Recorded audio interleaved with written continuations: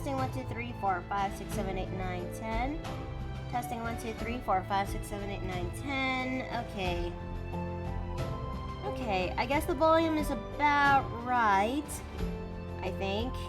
I hope. I just hope it's just enough for you guys. And I just also realized I forgot to turn on my desktop to the proper settings.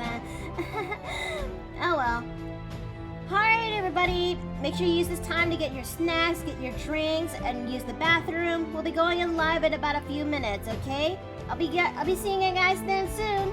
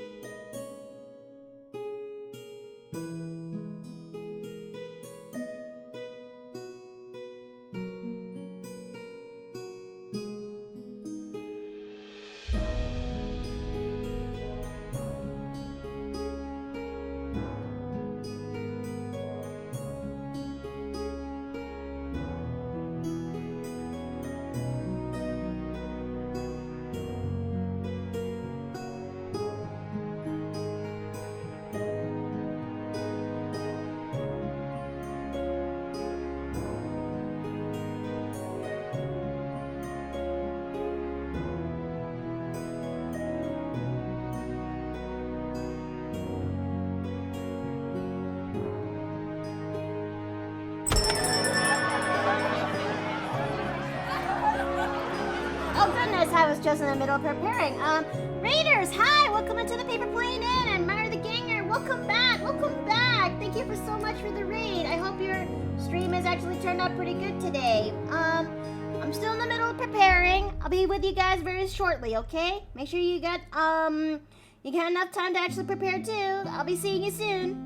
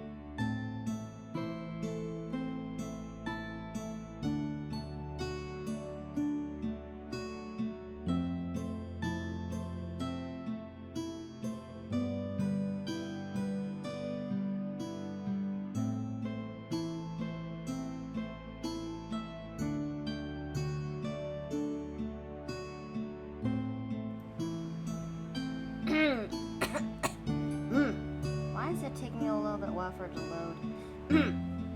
How's it, everybody? Welcome back to the Paper Plane Inn. I'm Dakota Nui, and thank you guys for waiting for me to go in live as we're gonna go for another stream for the week. Well, the first stream of this week, to be much more exact. Anyway, so how's it, everybody? Welcome back. Welcome back. It's so good to see you guys back again after it's been last week. I hope that you guys actually had a good day today so far. And I really hope that you guys are doing all right as well. And Ruby, hi! Welcome back into the Paper Plane Inn. Welcome, welcome. Now today we're going to be doing something a little bit different this time around. We're doing another character art stream where last week we actually had a bit of fun designing Alice, my old character, who is also Aaliyah too, and transforming her from a ghoul for Vampire the Mask for World of Darkness to that of a changeling for Changeling the Dreaming, and she turned out absolutely beautifully.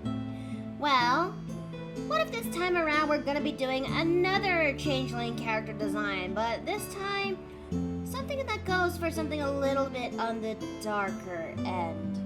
And let me go ahead and switch over to oh goodness, gravity. I just realized I forgot to turn on my screen share. And how's it, everybody? Welcome back. Welcome back. Dave Fu, welcome back. Hi. Oh goodness, are you okay? Still sick. Well, I hope that it actually turns out well for you. And Golem, play me the beat. Thank you very much.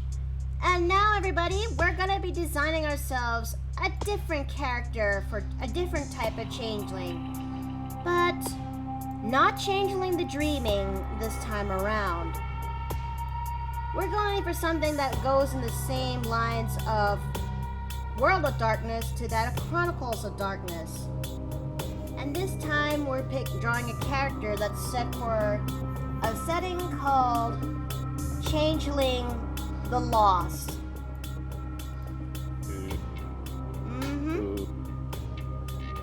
Changeling the Lost is a whole lot different compared to when it comes to Changeling the Dreaming. Whereas Changeling the Dreaming, you play as a character who is actually born Fae or have a touch of Fae ancestry, Changeling the Lost. Hold on. Changeling the Lost is where you're somebody who was actually stolen and cursed by the Fae. And just like and you somehow managed to escape from the Changeling's clutches. I mean the Fae's clutches, but you're irrevocably transformed during the process. And hold on a second. I got a gift. Oh, thank you, Bearwolf. Thank you for that. I truly appreciate that. Also, with the Police Nut song here, it's a kicker. It is. It's. I decided to play the soundtrack that is from Vampire the Masquerade Bloodlines. It's still World of Darkness music, and it still slaps, and it kind of fits the tone where this one is much more in a darker setting. The character we're designing for an update look for today is someone who goes by the name Daphne. And Daphne is my modern interpretation of Dione. And we're just going to be most likely updating this form that I've made her back in 2018 and give her a much more fresher look than how I was back in how I designed my characters in 2020 in modern times. Yes, I did wonder what you were going to do for Daphne, as a matter of fact. Oh, you think so? Well, I did recall, obviously, Daphne was also out of the World of Darkness originally, so I was curious as to what you would end up doing, so... Well, Daphne is Daphne deserves a bit of a touch-up design, just like I did when it comes to Alice, you know? I concur. Also, isn't it kind of funny how both significant others are how the significant others are pretty much mortal men, but they're actually much more suited to, but their way of dealing with combat is a whole lot different. And Lunar, welcome back into the Paper Plane Inn. Hello, Miki, I have a request for you. Can I steal the Paper Plane Inn's pillows? I need them so I can block out the sun when Millie's subathon is over. That's a terrible way to put that! I'm not even sure if you can actually do that. Also, hello, Afton. Hello, good I'm gonna go take some evening. cough syrup real quick. Okay. I am currently sorting out minis. Sorry. No, Outside. you're good. I'm currently designing a character. I'm currently trying to touch up a character I've made back in 2018, and that's a woman named Daphne, who is actually a modern interpretation of Dione. Ah, interesting.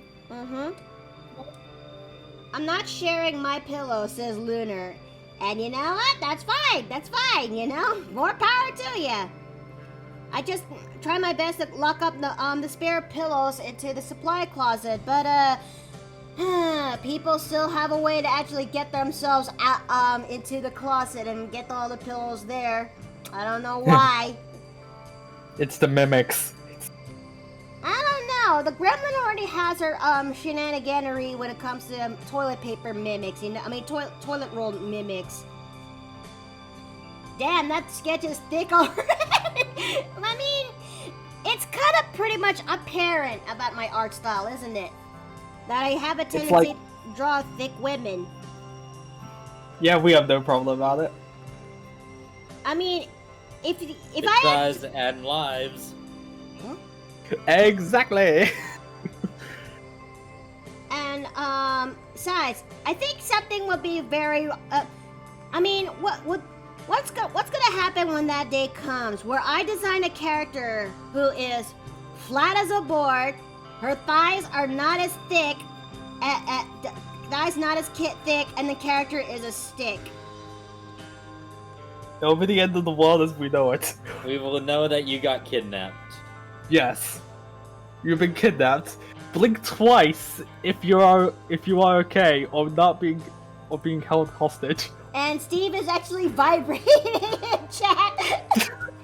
I mean, to be fair, Daphne Dione, or whichever their name. Dione, and to an extension, Daphne is Steve's waifu, if you will, his pink waifu. And honestly, I do not blame him. You know, he's very territorial when it comes to Dione. You can say that twice. Hmm.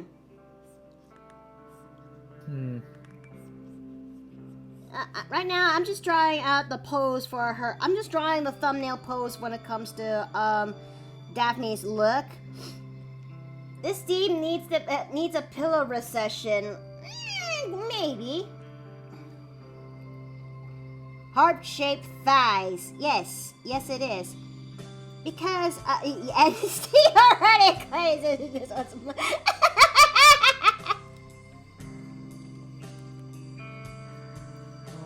But I will say this. I would actually wouldn't mind playing as Daphne again when it comes to World of Darkness as a changeling who is for Changeling the Lost. But I know that Changeling the Lost is a whole lot different compared to Changeling the Dreaming. And sorry, Afton, but Chad has spoken. Is it Beowald?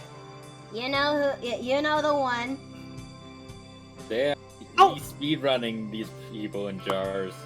How could you, mate? I just made you a custom-made mini.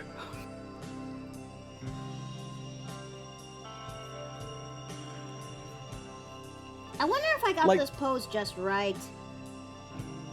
Like, if you're wondering, I'm in the same party as Beowald for Tyranny of Dragons, and I'm making minis for all of us for that. And this is, I literally showed it to him. It's like, not too shabby, and this is what I get. I thought for once out at least. Well, look, the pros and cons in being a streamer is that you're always gonna, somewhere out there, someone's gonna try their way to bully you, you know, for better or for worse, and that's the pros and cons in being a VTuber. You'll get used to it. Fair point, and besides, to quote what Beowald said, the antlers belong on the wall. Oh, that one's just mean. I mean, it is, like, every time I'm in here, you know that... More so with the implication that they want to see your head mounted to the wall. Well, getting a plushie on the key rack is the closest thing Chad's going to get. I mean, Beowald just said my mini was a bribe. It was not a bribe, it was for me, it was for practice. Okay, I think that post looks pretty good enough as is for Daphne.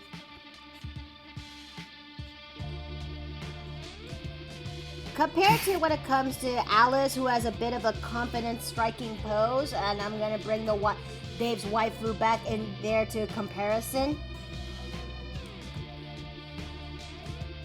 Yep, compared to Alice, who has a bit of a striking pose, but she still has a level of exuberant confidence with there.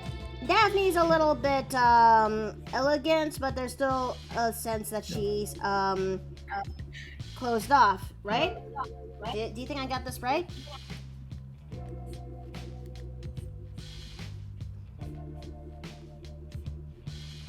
I think I'll take that as a yes.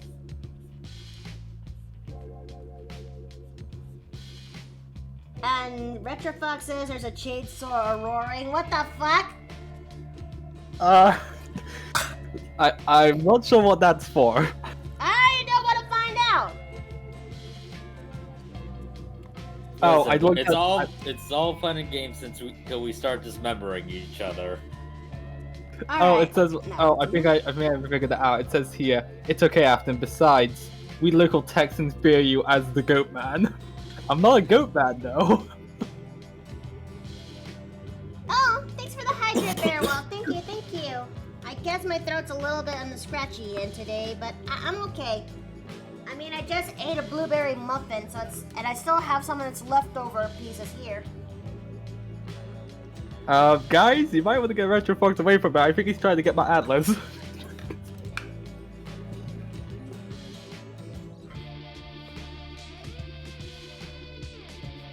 You gotta wait until after needs to shed them anyway. Only then can you sell them in the black market. Yeah, like I shed them every spring.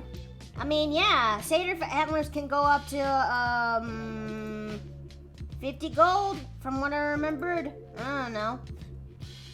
That point. Okay, let's see. Now that I got the pose right when it comes to Daphne, I'm gonna go save this before. Oh, that is not the folder I'm trying to that I intend. Wrong folder. Yeah, because that folder is where I'm saving my my Halloween costume, if you will. Ah, yes. I know. Speaking of, I just finished the new the Halloween overlays for Sunday. That. Oh no. I mean, for my stream. That's actually pretty good. That's really good, and I'm happy for you. I think I should actually try doing the same. And oh no. Sorry there, chap, but I'm going into a tunnel. Who did it? Who did it? I want a show of hands. I think it's Luna. My buddy's on blue. Wait, no. It was Splatty. It was Boy Splatty who did that. Splatty! Why? Now the gremlin's gonna use me as a back scratcher. Yeah, I just came back from workshop. What's in the workshop? No, I did! I didn't do nothing! I just got here! No!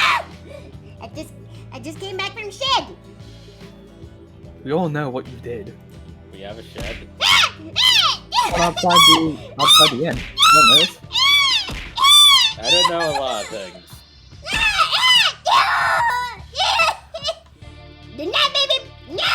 Do not make me bring up the tab! No! Good dice.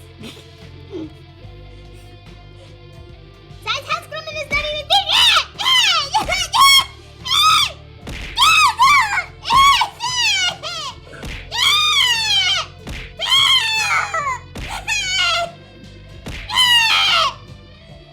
So tell me, Cool it. Everybody cool it. in case you need to restrain the gremlin, Drew, get your hands ready. Yeah. Oh my lord. Oh my lord, Luna's just pelting. Luna, Is that what- damn. Like, Cool your tits, Where please. is House Gremlins gonna? Where is House Gremlins? Okay. House Gremlin kept this, even though Wizard told me not to. But House Gremlin has found another bar of spicy hot pepper chucky. wait, no, someone get that away from them. Someone get that away from them, quick! And it's gone. Luna, get those pillows ready.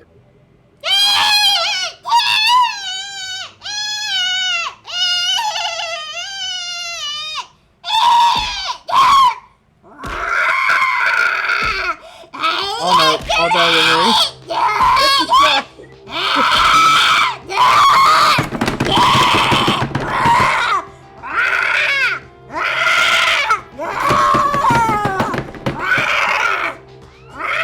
I'm just letting this happen. I'm letting this happen. The gremlin is on the floor having a temper tantrum while the hot peppers are going off. She'll burn herself out eventually. You're acting like a parent right now, and I'm actually grateful that you are. The gremlin is a tiny thing, and we'll just keep on. Yeah, it's. House Gremlin's gonna fight the dick! Yeah, I'm not going to. This is not a situation where I can muscle my way out of it. I mean, fair point. I'm just hanging here, and I've got a tea in my hand. As long as they don't spill it, okay.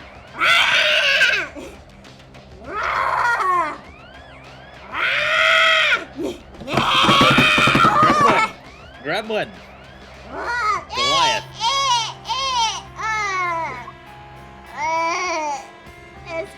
Gremlin. Gremlin. Come here. We are going back upstairs. We're gonna put you to bed. Alright? We're gonna wrap you up into a gremlin burrito. Yes. Come here. Come here.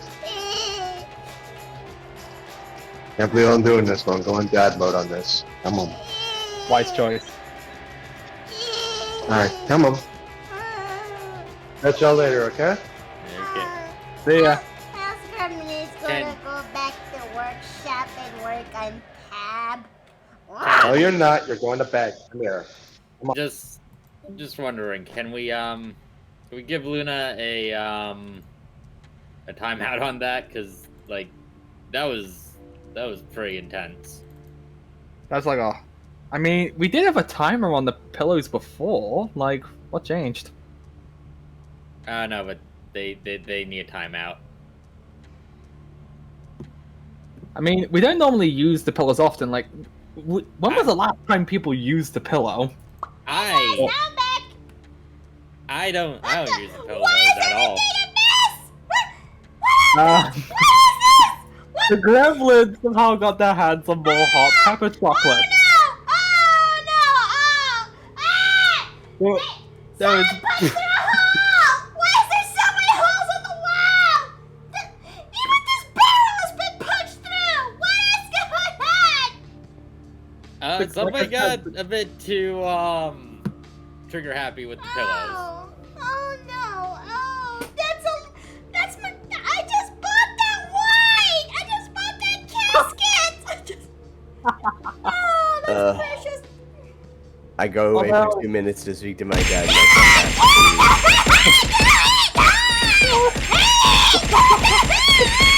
Luna's on a rampage right now.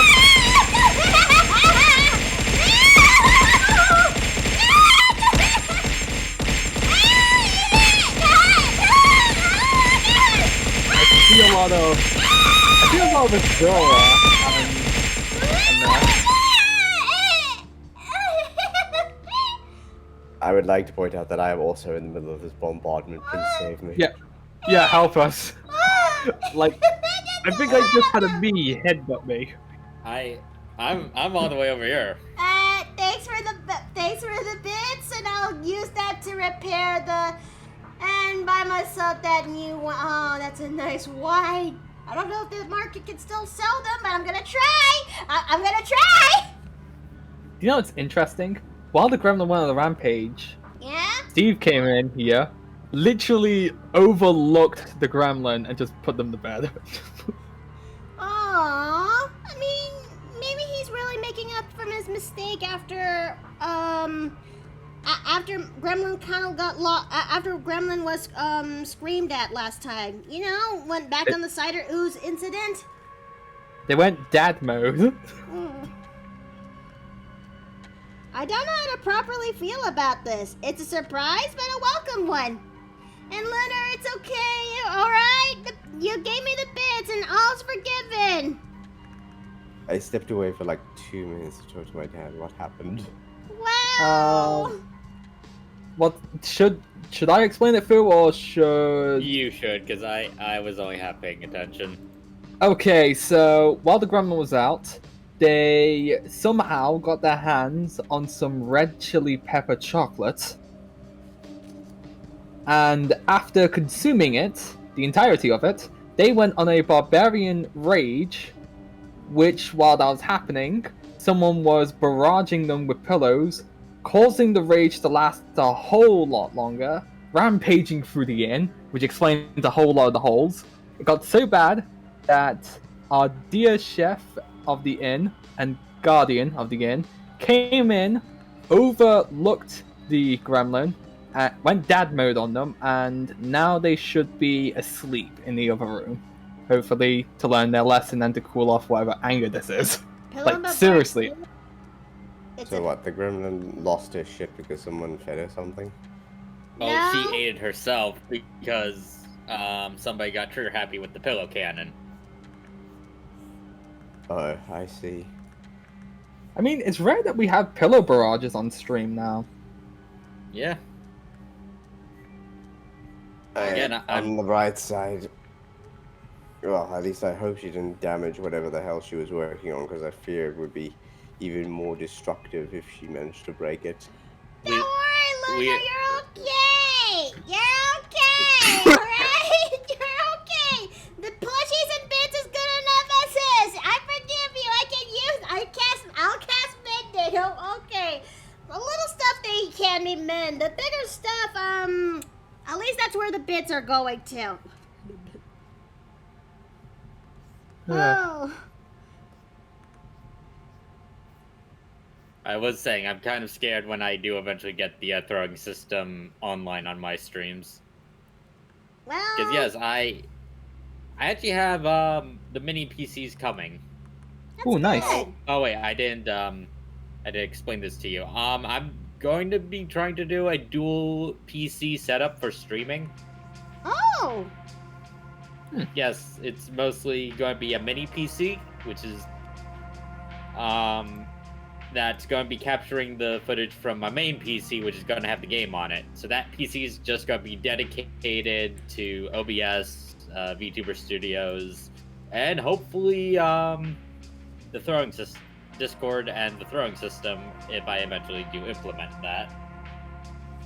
Well, Wait, so just from that, you're basically going to have two PCs, one which are both connected to each other. One that is involved in the processing power of your VTuber and the OBS model, while the other one is compensating for the games that you're playing while streaming them. Yes. Yeah, that actually sounds. Yeah, it mostly came when I was doing the Hi-Fi Rush playthroughs, and because my computer couldn't handle, Discord and VTuber Studios, and the fact that Hi-Fi Rush is a very high-spec game, my computer couldn't handle the workload on its own. I mean, have you seen Hi-Fi Rush? Those graphics are amazing. I know. Listen, I'm in the middle of doing the challenges. it is actually a really beautifully designed game. Nah, it's the music that got me. Oh, come on, yeah. It has Invaders Must Die by The Prodigy. I love that song. That song has so much sentimental value to me. Wait, so if you've gone through the challenges, does that mean you've gone against all the bosses in story mode then? Yes. Okay, I'm gonna just say this right now. I love Roadford. Funny enough, I get it, but Zanzo is my favorite. Wait, Zonzo's the one where he literally looks like he comes straight out of JoJo, correct? He is the living JoJo meme, yes. I love I gotta him. be honest, I love his voice. He's like, it's defunded. I know. I love that. I love the joke at the end of that. He's like, he has all the power in the world. 5 minutes later, he gets defunded.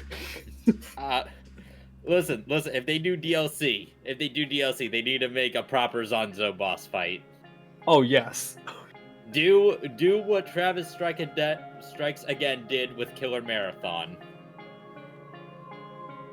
Should I actually give that game a try? Yes. Yes. If Yes, do it. Danica hasn't been hounding you to play it, I will.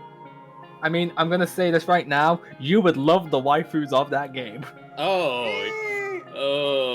yeah. Corsica Oh, definitely got some thighs going on. Oh yes, Corsica. Gotta be Corsica. Yeah, you think I'd be all about Rekka? No. Though I do enjoy the thought that Rekka is just a trans Alex Jones. Wait, Like, what? can you just see her like doing some kind of Seth Rogen podcast kind of thing and saying Yes. to the world that Kale is a lizard man? I mean, he kind of has that vibe.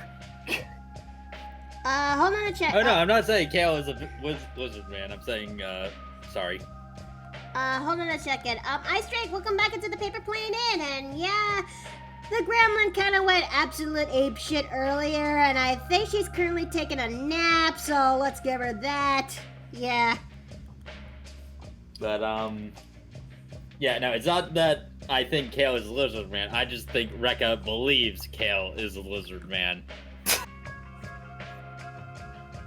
Now, as per tradition, Daphne, just like Downey, her ears are not going to be prominent.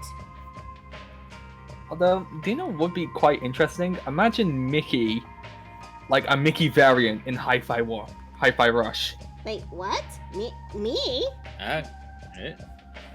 I mean, there's one of the bosses seem quite like, I feel like that would be quite your Mimosa? vibe. Yes, Mimosa. It's No, kind of hard for me to see it. Like not like a proper Mimosa, but like gets like the same design wise. That's what I'm thinking. I think it's just the dress that they would have in common. Yeah. Oh! Well, sorry. Oh goodness, Gravity. Someone has actually done it, so warding flare! Warning flare! Cover my eyes. Oh, that's bitch talk. Says the Oni who's always blind. No, you is death.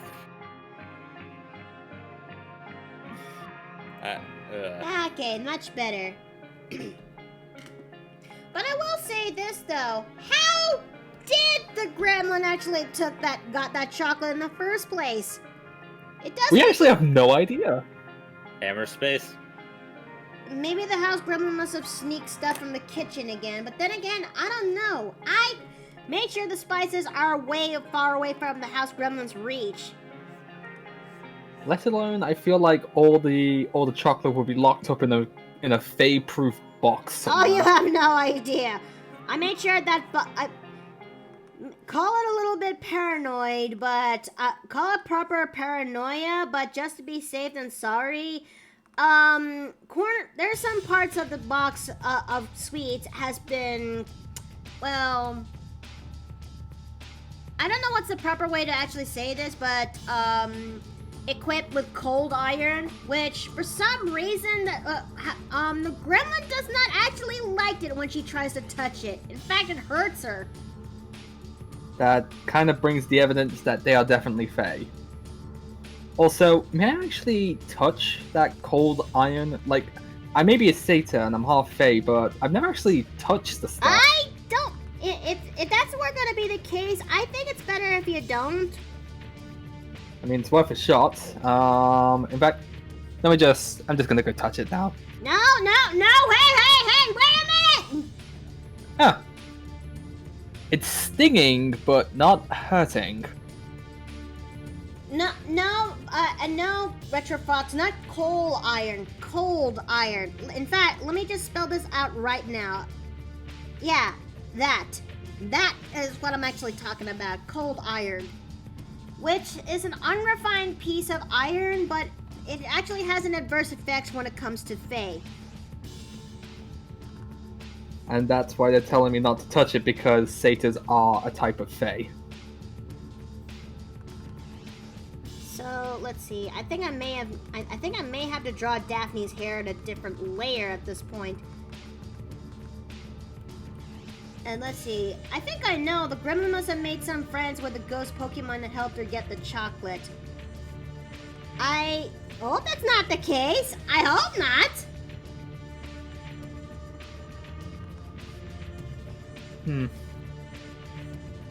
Wait, should I actually make Daphne's boobs just as big as Dione's, or... No. No? Well, Oh. in fact, no.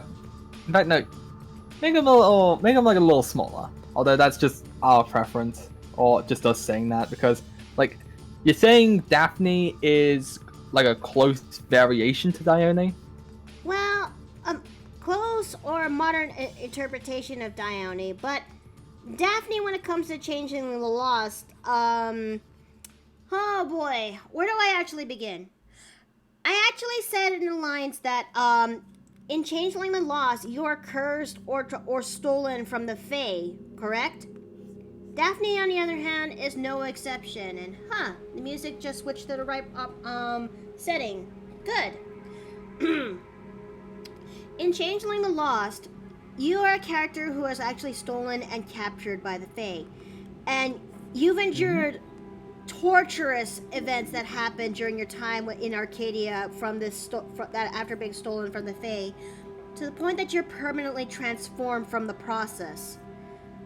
And for some miraculous effort, you managed to escape and head back into the modern world. But there is a bit of but you can't help but feel paranoid of the process. That what if you're actually what if this is another illusion? What if they just let you go willingly, if you will?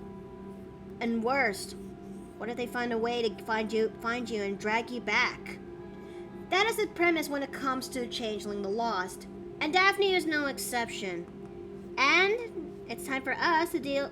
It's time for me to do a little bit of a story telling. So Daphne was. Oh, don't worry. I will listen to this part and not say anything. Okay. So Daphne was once a normal human being. In fact, she actually had a good life until one day her parents died in the car crash, and her boyfriend also died along with it. Daphne barely survived, but she lost her parents and her boyfriend in the same process. And Daphne doesn't really have much to do, doesn't know what to do. She's just felt lost. And the only thing that she can actually think of when it comes to surviving is to just be a worker of the night. But this actually attracted a particular fae who noticed her beauty, and would actually decide to actually steal Daphne away and take her all the way into Arcadia, or the Fae world, if you will. There, Daphne endured years of torture and transformation during her time with the Fae. She somehow managed to escape, but she is all like to the other changelings, is transformed in the process. Her once radiant red hair is now changed to that of permanent pink, and she has this familiar scent in her that actually draws in more specific kind of attention. She just wants to live a normal life, especially what she just endured. She is just afraid of the changeling who actually found her, and is not afraid to actually drag her back into the Fae world. That is Daphne's backstory in a nutshell. She is a completely different experience when it comes to Alice, who is someone who was actually born or has a Fae ancestry, if you will. So you can only imagine the level of tension between those two ladies. I mean, can you blame them? One is actually saying, hey, the Fae is actually not so bad, whereas Daphne's gonna say, no, absolutely fucking not. They are absolute monsters, if you will. So it's gonna take a while for friendships to be fully established when it comes to that point between someone who's been horribly hurt to someone who is actually have Fae ancestry. So yeah, I actually hope this actually fills in some information or something for her backstory.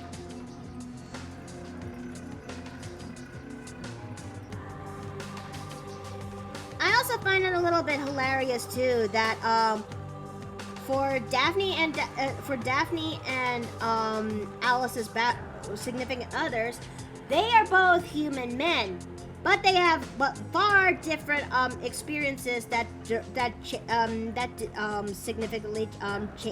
significantly makes them different.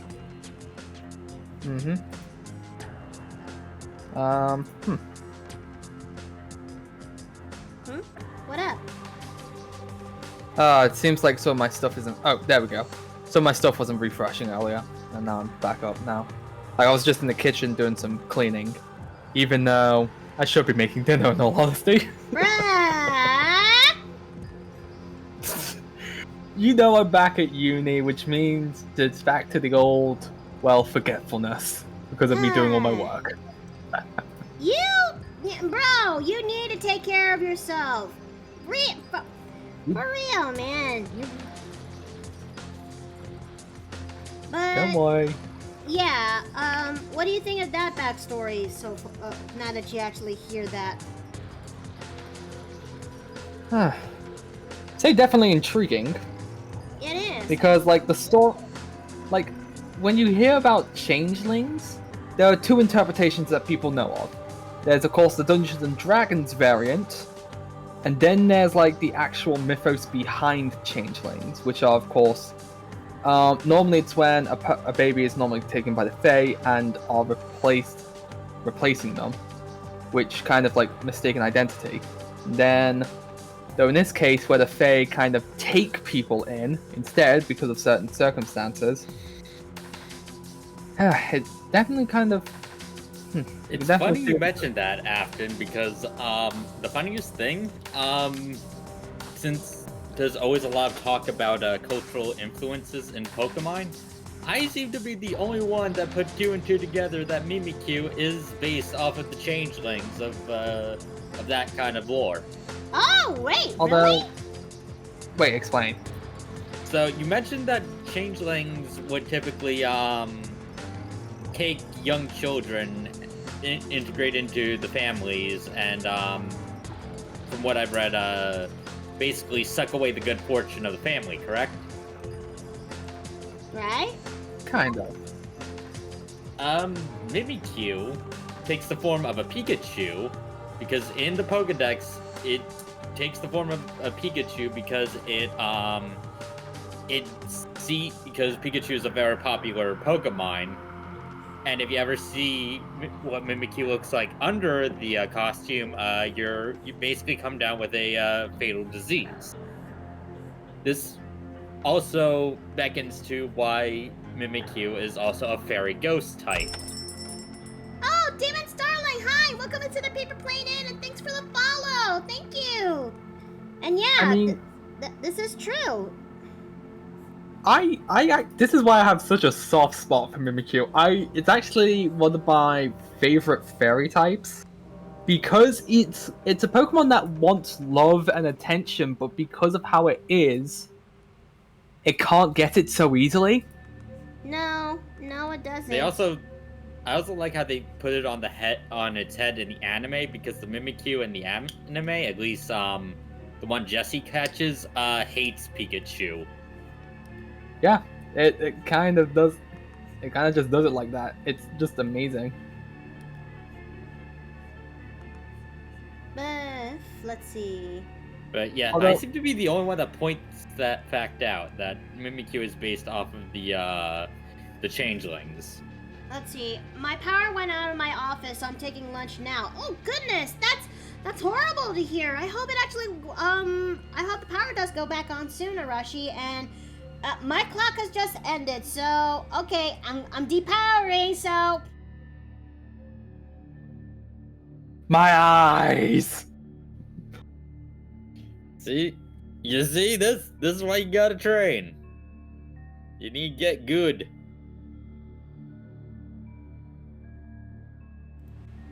I seriously need to find a proper transformation sequence when it comes to that.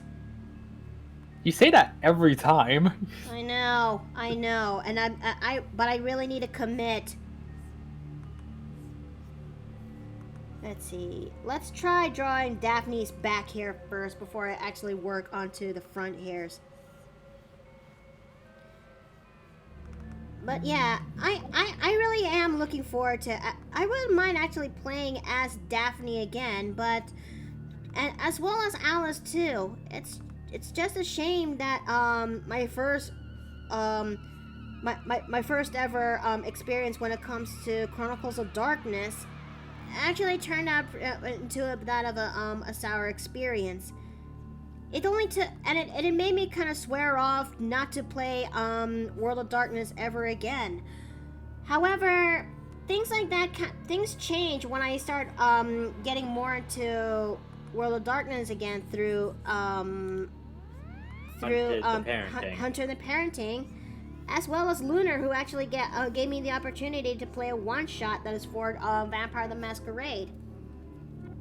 And now I am slowly regaining that love for it since. It's just that, well, Again, maybe I'm just cautious as ever, you know?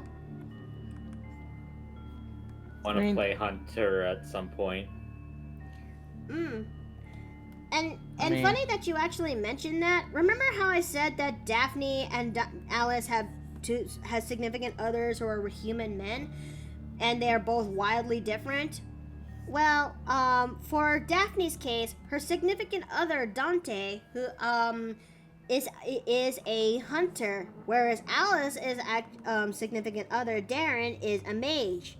Well, an awakened mage, but you know. Wait, so what's the difference between a normal mage and an awakened mage? In mage, there technically isn't a difference. A mage is somebody who has fully awakened to the powers of magic, Isn't like Thank spelled with a K, versus there are others who have magical abilities of a more limited variety. And these are, I forget what the exact term is, but they're either half awake or sometimes I think they might be called the sleeper? dreamers. Oh yeah, no, you no, told us sleepers about refer that one. to people in general who have not woken up. Ah, So your average person on the street is a sleeper. A dreamer might be somebody who is considered to be half awake. Or it might be some of the night folk. So Fae would be considered dreamers. Vampiric mages might also be considered dreamers, but given what they sacrificed in order to get to that half state, they will never achieve full ascendancy anyway. just look at. Just ask the Tremors. Like now that's just making me think of a scene, and it's like, for example, I'm an awakened mage, and I'm fighting someone who hasn't awakened yet. I'm just like, you haven't truly awakened yet, haven't you? Wait, so is Kevin a half awakened? Who is Kevin? Kevin from the Uh, Hunter the The Master. wizard that eventually became As- Big D's best friend. I think. Good. I don't know. He's a Tremere As vampire. far as the mages are concerned, he is technically a dreamer, but he's one of the night folk, and because he's got the vampire's curse, he will never fully awaken. Ah, He has thrown that away when he was given. so he's just playing being a wizard. Pretty much. Oh, Yes, that is but there is- so fitting. Well, it's important to remember that everybody in the World of Darkness universe thinks that their interpretation of everything is right, and that includes Oh, so mages. similar to how. So mages insist that everybody else just hasn't fully woken up to their understanding of magic. Changelings are insisting that that there is an alternate reality known as the dreaming, and that they're trying to fight off banality. And banality and Changeling the Dreaming is is what slowly kills off their glamour or put them to sleep. A best case scenario is Vampires. that... Sorry. No, you go. I can wait. Vampires believe themselves to be the superior specimens of a humanity proper and destined to rule as they rightfully should. Don't know much about the others, like, I think it's called Spectre. I know there was a smaller... Spectre Mummy. was you're dead and you're trying to come to terms with the fact that you're dead, right? Yeah, that's right. You basically enter a world of ghost politics as you try to come to terms with exactly how you died. That just one pop gives me a in. headache. Well, hi there. Thank you for using Pinch Vector Line for Clip Studio, and I've been using them for a while. Very useful. Kuga Watson? Holy shit! Hi! Welcome into the Paper Plate Inn, and it's also nice to see another person who uses Clip Studio Paint. It's actually nice to finally meet you. Holy Friend shit. of mine, Retro Fox, good friend of mine. I I was- introduced him to your streams not too long ago, Mickey. Huh. That was a stream for emotes back then, yeah. Oh, okay. Huh. Oh, wow. It's still an actual honor to have you here in my stream. Really. Okay, for those who, not in the know, remember how I said back in the old day where I was a G I love modder? cats. Yeah. Yep. Yeah, Kugo Watton is also another G modder, but, is also another G modder who, he and Dave are who he and Dave are friends of, and he's also known for his own creations, Gmod video creations too. Yeah. So he's mostly retired from Gary's mod these days. He's actually working on his own art stuff these days. Nice. Mhm. We've been working hard at it as well. I would highly recommend any of you who can find his stuff on DeviantArt do so. Okay, I just need to fix up this dress a little bit, and then it's off to coloring we go. It's off to line art we go. I heard mention of Changeling the Lost. What possessed you to pick that up?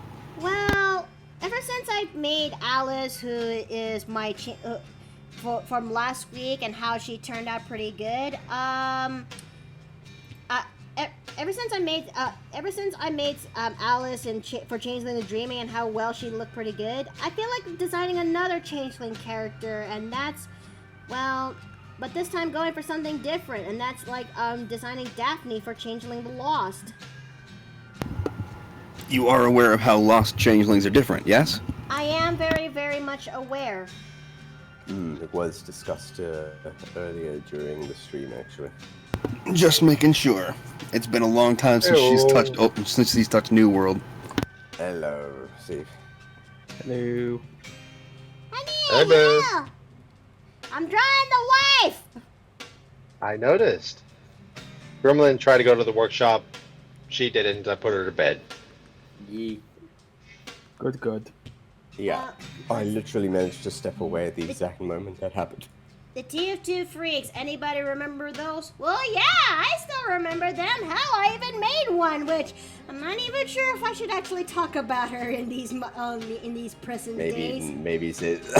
Oh, speaking of all the TF2 stuff, have we actually got like a established list of who's gonna be featured in The Innkeeper is Dead?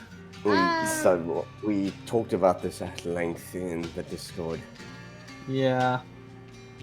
Like, for some reason I just saw that no one on there is labeled Demo Man. Like, although that's just like, I'm looking at like the proper list that you made. With, like, Nui of course being, like yourself being Heavy, Shads being the engineer, because, I mean, that kind of suits it. The Spy being the only people that just don't seem to have, like, Sniper, Medic, and Scout. I have mentioned I'm willing to take the scout or sniper role. I feel like we need to, like, that needs to be discussed in further detail soon. Yeah. Like, it sounds like a really fun project. It would. It's just that there's gotta be a lot of stuff that needs to be fixed. Yeah. What do you think of Scouted looks like if she was a D&D? I actually... Funny about that. Well, I did actually design Scouted as that of a D&D, as a D&D character already, if you will. And, let me just bring her up real quick. Specifically. Let me just bring her up real quick. Designed her as a hexblade specifically. Here we go. That makes too much sense. There we go. Oh my lord, yes. That's Scouted as, or should I just say Madison, if you will, as a Hexblade Warlock, and I am still debating whether or not should I give her some levels into Barbarian, because, well, the rage and indencies that she actually does, and, anyways, hey, you guys wanna go see more of this character? Let's go! I was about to say, give her the Barbarian because, fish swim, birds fly, and she hurts people. Yes. If you prefer where I was from, you'd be dead. So, yeah, bringing the discussion full circle back to Gary's mod. Technically, I still have a video in the works, but it's very much a thing of I get a brief burst of initiative to do an animation sequence and then forget about it because I have other things that I need to do as a 30-something adult. I'm the same way, and I have trouble remembering to upload VODs to YouTube. I I still only do. just started to do it. I know, I don't. I only started to do that again recently with my Luigi's Mansion playthrough.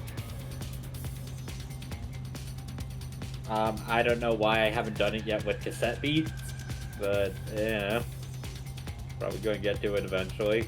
I'd say, as I don't do it at all. With Clip Studio, which is much more fun than Photoshop. You know what? I agree to that. I agree to that. Ever since I got Clip Studio paid and actually decided to draw more with this, it made me realize, how come I didn't pick this program much sooner, you know? Alright, I think Daphne's look pretty good for this sketch base, so I'm gonna go ahead and do that. So we're gonna go ahead and actually start inking Daphne. And honey, For those of you who are interested, oh, sorry. go ahead. I was gonna say, how does it feel to see your waifu again? It's been too long. Oh, But yes, I do highly recommend anybody who's interested in art and checking out Cougar Watton's stuff. He is very much a accomplished artist. Yeah, I've noticed. I haven't seen much of his stuff around because I don't really pay attention to YouTube socials, but I've seen at least one thing. Considering I'd never seen him draw before, what I saw was actually pretty impressive. Well, that's mainly because he doesn't do his stuff on YouTube anymore. It's mostly sites like, I think, DeviantArt. I think it might have been Instagram as well. Mm-hmm. And you know, I actually share that same sentiment. I mean, I'm basically retired from Gmodding myself. I mean, I still miss the days where I could actually do, but with given so much how much has changed in YouTube, it's kind of hard for me to actually do that, especially given the context and how I'm the maker of Scouted, and I can't really do that anymore with today's with YouTube's being YouTube's iron fist of well, what is okay, what's not. Can we go back when YouTube was the Wild West, please? Please? Yes, I can agree with that. Because their AI system for all of that stuff is just broken. yep. It's incredibly flawed, and all it's done is actually harmed smaller content creators. Oh no, that's not broken. That's by design. Yep. What the? But yeah, y'all want to see Daphne's spouse? Ooh, yeah. Hold on a second. The Boring Monday? No! Oh, there they are. No! This Like- is Daphne's significant other, if you will. Which is also made in 2018, and good lord, I could feel the age. This is Daphne's significant other, Dante, and in World of Darkness terms, he's the hunter that I've been actually talking about. Mm-hmm. I'm gonna say this right now. He's hot. Yeah, he is. Also, I mean, not my type. Sorry. It's been too long since I've seen this. I mean, I feel like this could also warrant a redesign. Like, if Daphne's getting a redesign, shouldn't Dante as well? In that case, I'll have to in that case, I'll have to touch up the designs of the significant others. One the hunter, one a mage, and good lord, this World of Darkness tea is starting to get thick. Yes. I can see him being hot. Just personal preference. I'm not into the clean cut look. Not into the soldiers and hunters then. Hunters, Yeah. I Also, who became the mage again? I don't remember anyone besides me playing one of those. The intent is to remake Darren Michaels into a mage. Ah, okay. Mm-hmm. Which makes sense. He did become a wizard later. Yeah, that was always kind of the end goal. For context, Dante here came from a relatively decent family. From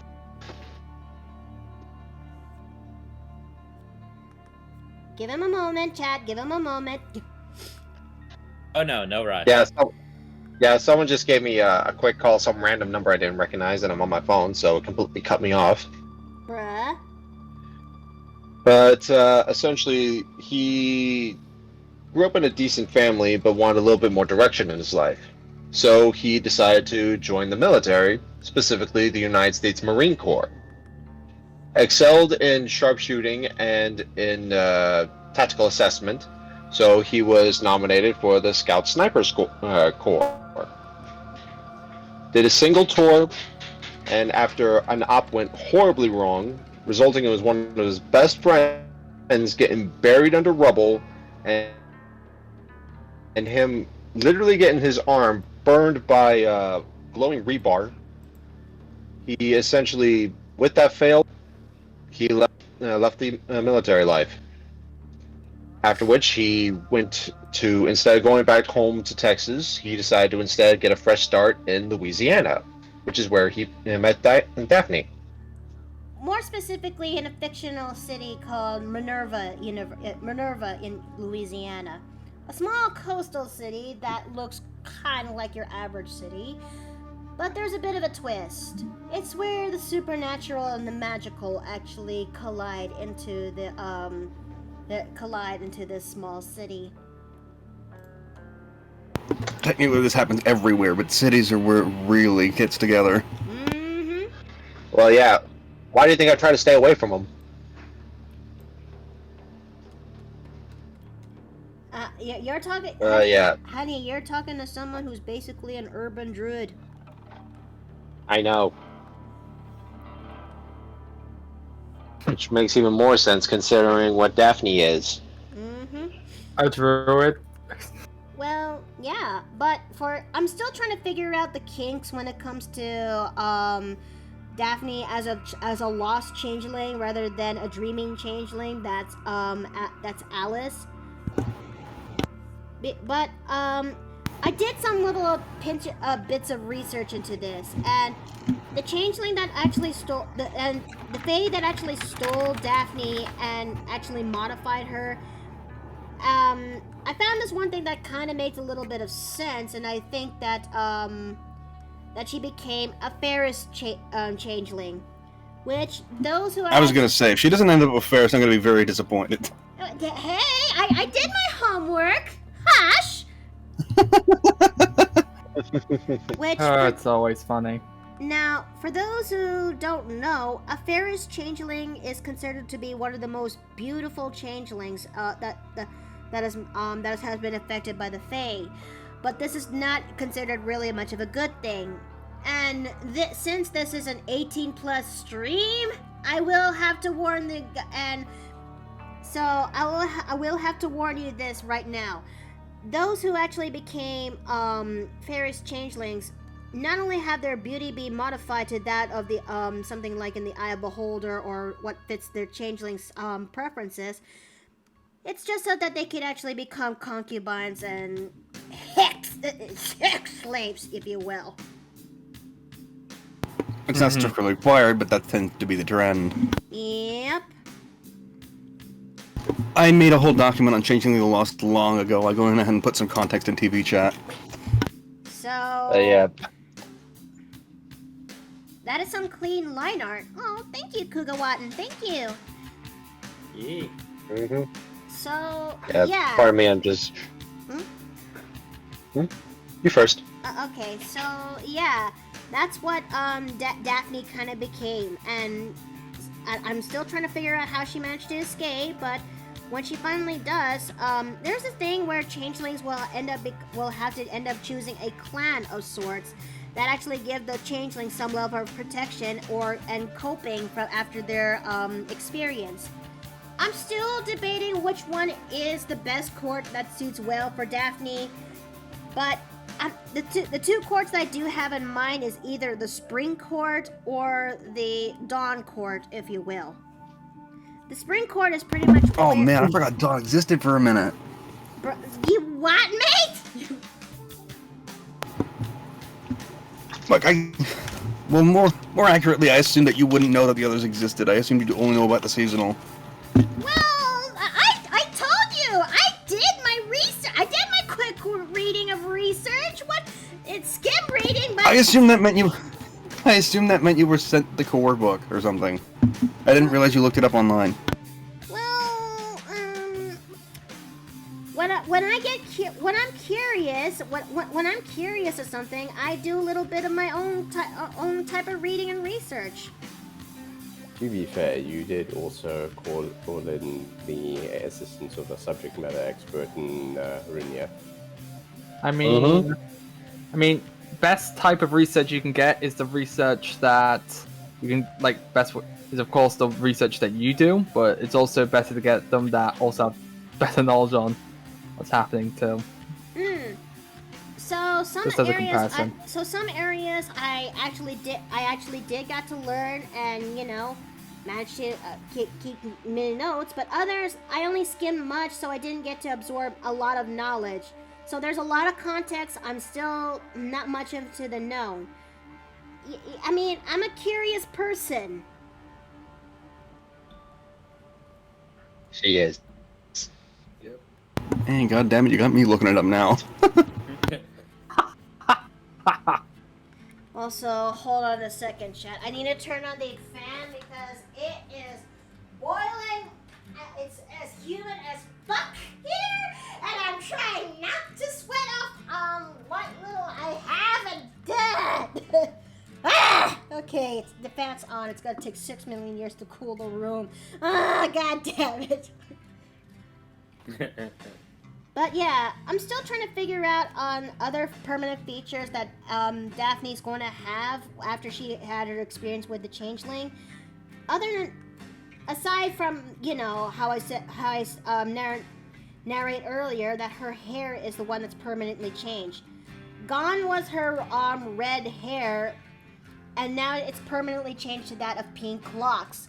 No matter how many times she tries to dye it, the roots are still perma pink. So, like what I do. Moreover, this pink is so deep running it bleeds through her mask. Yep. Even normals can see it.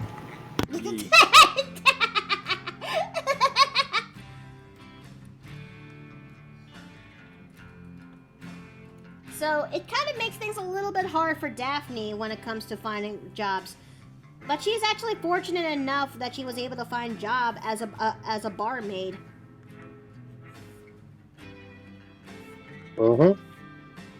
I mean, that was her previous occupation before in the first World of Darkness game that I was a part of. In fact, that's the one where I played with Catman, Steve, and it's also where I actually played with oh goodness! Shads! Hi! Oh, good lord, thank you! Thank you so much for the raid! Thank you! Welcome raiders! Welcome into the Paper Plate Inn! I'm Mikota Nui, and we're currently deciding my character that is for Changeling the Lost. Oh, okay. Okay. I did not expect that, Yeah. Also, if you look in the open chat... What's in the open chat? I also was a bit of it. Well, the thing is... well, a bit of context, first of all. I was a bit of an outlier within the group. Everyone was made for, like, socializing, negotiation, and such. As far as I'm aware, I'm the only person within that group that when Dante was essentially born, that was specifically geared towards combat. Essentially, I was the last option. Oh, and Rocket Knight, thank you so very much for subbing me for 9 months. Thank you. I eventually ended up creating the World of Darkness equivalent of a blaster, but that wasn't until another session ago. I'm guessing yeah. character easily then. I have an Well, I idea mean, for a I hunter posted his character. arsenal. Oh, what was that, Boo? Yep. I do have an And idea that- for a hunter character. I was saying I have an idea for a hunter character, and the thought process is her being more the medic of the group. Oh! That is so cool! Damn it, y'all are making me want a crossover campaign again. Actually, the idea was basically because I kind of just wanted an excuse to look more into Native American folklore. So she is, a native from Arizona who happened to work at a family clinic, and that's her backstory. At least that's what I have so far for her. Again, I don't know if I'm ever going to have a hunter campaign. You're okay. Well, I mean, God knows at least someone in the server has been planning a big old crossover campaign, so who knows? I just want to roleplay again. It's been so long. I wouldn't mind actually yeah. playing another run when it comes to World of Darkness again. Hell, there are days I actually miss playing as Lucy. Let's see.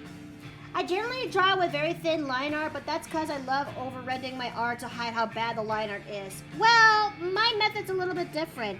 I start up with thick, then I actually go scale down the ink, and then touch up and fix up the line art from there. And afterwards, then it's gonna be off to colors I go. Yeah, it's kind of been hard for me because because I can't go to the board game cafe for D&D night because I usually have work on the days when that happens. So yeah. Yeah, I feel sorry for you on that one. Like, Yeah. when that going to one like a gaming cafe is always amazing to go to. Like, they Yeah, just I know. I love this one. It's not just D&D they do too. They also have Warhammer. They have Magic, which I actually don't play Magic the Gathering. If you'd be surprised. yeah. But still, I just can't go because work kind of has me by the balls. And I'm And sure. I'm not. Oh, sorry. No, I can wait. You can go. I was about to say, and I don't want to try my luck again at looking for random D&D groups online to join. Yeah, they can be very hit and miss. Yeah. Let's see. I mean, Ah! who here has actually randomly just like searched for a Sorry there, guys, Well, but for I'm going group. into a tunnel.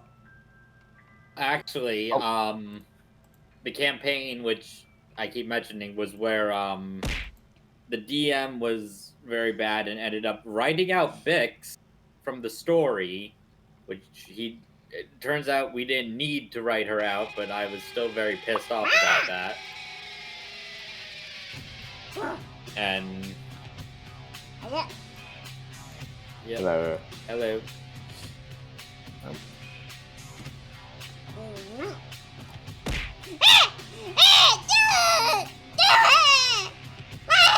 and everyone's throwing the pillow tosses now. Please, we do not need any more pillows.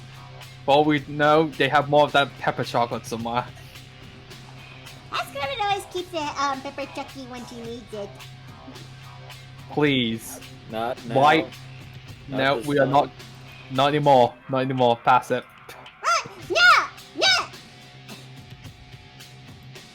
Pass it. Yeah! You cannot take me, Chucky. Pass it or suffer the consequences. Trust me, we do not want to use the consequences. Look, Askerman put Chucky away safe in portable hold. You gotta go and find it yourself there. Okay. Okay, which one of us is gonna dive into the hole? I guess I will. While you're also down there, can you find? While you do so, can you find the mimic I left in the inn? I have a feeling it's down there. Will do. And be careful, he's a very bitey one. Let's see. Oh, it's okay. If he bites, I bite back. Don't eat him. He's my favorite. Wait. No promises. Ah, it's a new kind of Chucky. Oh no. Oh god. Hit the deck. Flash shields up, everybody.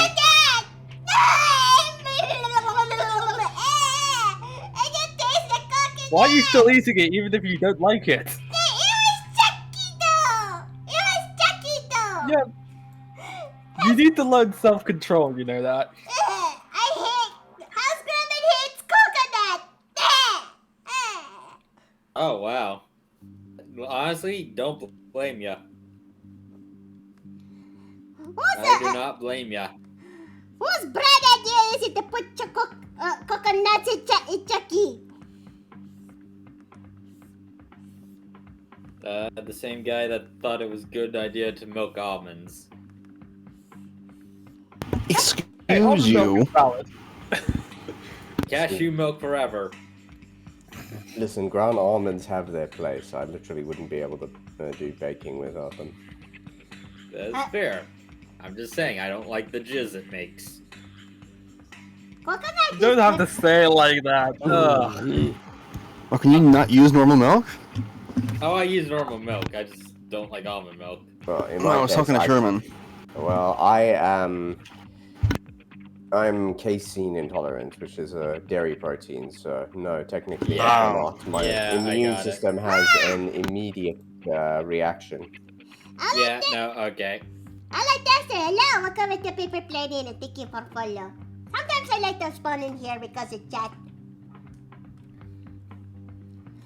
I apologize, but what is like a different Chucky? I'm surprised he didn't do anything. What? Ah, what kind of Chucky you got for House Grimmy? At some point, I'm giving her 100% cacao. Ooh, that'll be interesting. What's wrong with cacao? Oh, by the way, you mentioned Darren was becoming a mage, yes? What kind did you specify? Etherite. Ah, so old world then. Wow. Mm-hmm. That's the plan so far, anyway. Well, I'm completely out of context then. All I know is that his philosophy is that the world is chaos and we get to order it however we please. It's kind of like the autistic view on the world. The world is utter fucking chaos and we have to try and order it. I mean, there's always fun to have chaos. Though, No, isn't no, it? no, no. As an autistic person, chaos, I fucking hate it so much. But that, His philosophy is more order from chaos. but you like House Grimmy, which is an oxymoron on itself. Gremlin I mean, is an organized kind of chaos that I'm used to. What I don't like. Yeah, like there's patterns basically in the Gremlin. No, You mean no, Paradoxical, chaos you know has its own exactly what to ebbs and expect. no, As when I a great hunter once said, even chaos has its own ebbs and flows to it. no, and I'm talking about things like when you are in a crowded room or chat room for that matter, and there are multiple conversations going on. Oh at yeah, once, I and get you it. start suffering Yeah, from the information that- overload. the sensory Or- overload. Yeah. Or when you have a schedule in place and suddenly somebody says, oh, by the way, there's this thing that I've been planning to do, but I didn't tell you. Now, admittedly, I was doing the same thing, but still. House Grimmy's gonna go back Yeah. to Portable Hoy and fix up the tab.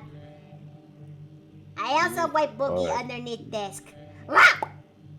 Oh, gross. That's a surprise for Miki. It's, ugh. Like, disgusting. I'm happy I'm all the way over here.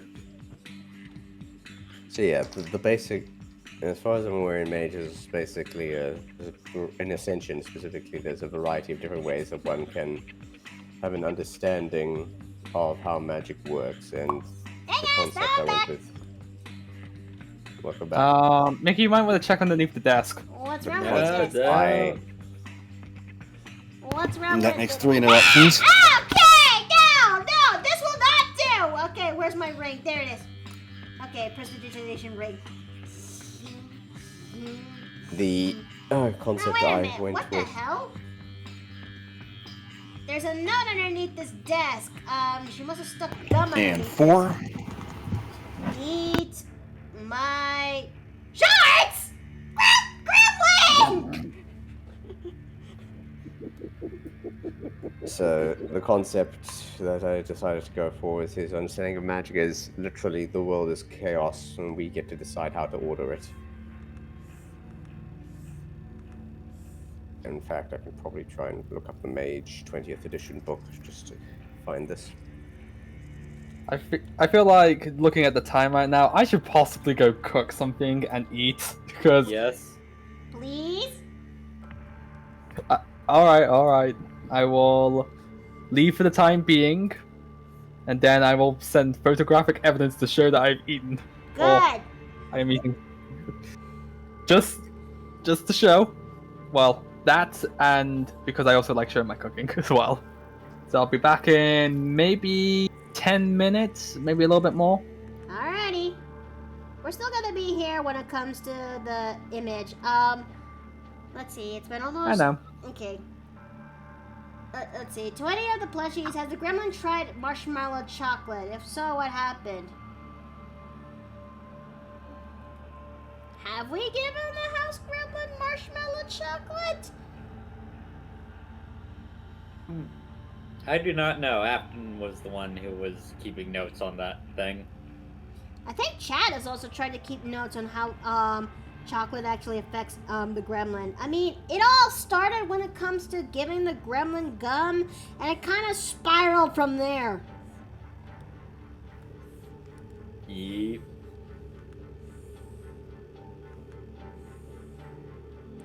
Let's see. Okay, I think I'm gonna keep her outfit similarly as they are, but there's gotta be some changes onto it. But does kind of make me kind of wonder though. And this is what everyone knows that World of Darkness is a mature game, and but it does make me kind of wonder for those who in a setting that's similar to Changeling the Lost, especially when changelings after they finally escaped and finally try to live a good life on their own. What does that make with their kids who are, do they actually inherit the magical traits from the parents, or do they actually become normal? Oh, the books actually go into detail about that, actually. Oh? For starters, it is very difficult for a changeling to get pregnant, like, at all. And if they do, the child does not come out a changeling themselves. They do come out Fey-touched, which means they can see through changeling masks. But that's about it. Oh! Well, I mean, that does fall in line. Well, okay, maybe not with Dione specifically. But it wouldn't be the first time she used Mother's Kiss, to be fair. Oh, God. Of course, this also makes them a prime target for stealing away themselves, so they might become changelings a different way, but yeah. Oh, that is, that's a terrifying thought to think of. And I have a feeling that Dante, aka, Daphne's spouse, as well as Daphne herself, would have words about it. And, oh lord. Well, he did technically become a hunter, so he'd be used to it by then. Let's see. You think it started with C. Star C for what?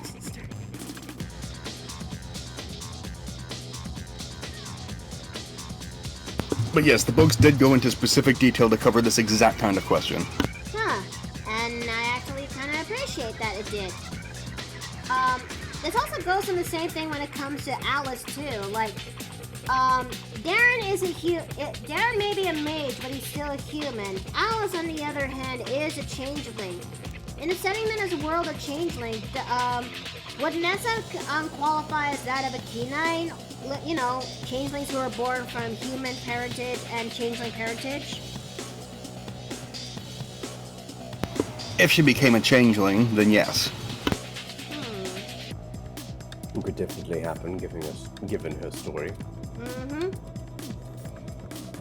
And boy, Nessa's story... Yeah, from what it sounded like, Nessa takes two separate paths, and either one would essentially mean the other template. But Nessa's story for World of Darkness, when that day finally comes, I don't know about you, but Luke is gonna be a whole lot of a different thing compared to how Nessa is portrayed. Because had I actually known about this much sooner, I would have actually loved to make Luke as a troll than turning him as that of a vampire, if you will. Well, I mean, there's almost a chance to remake him.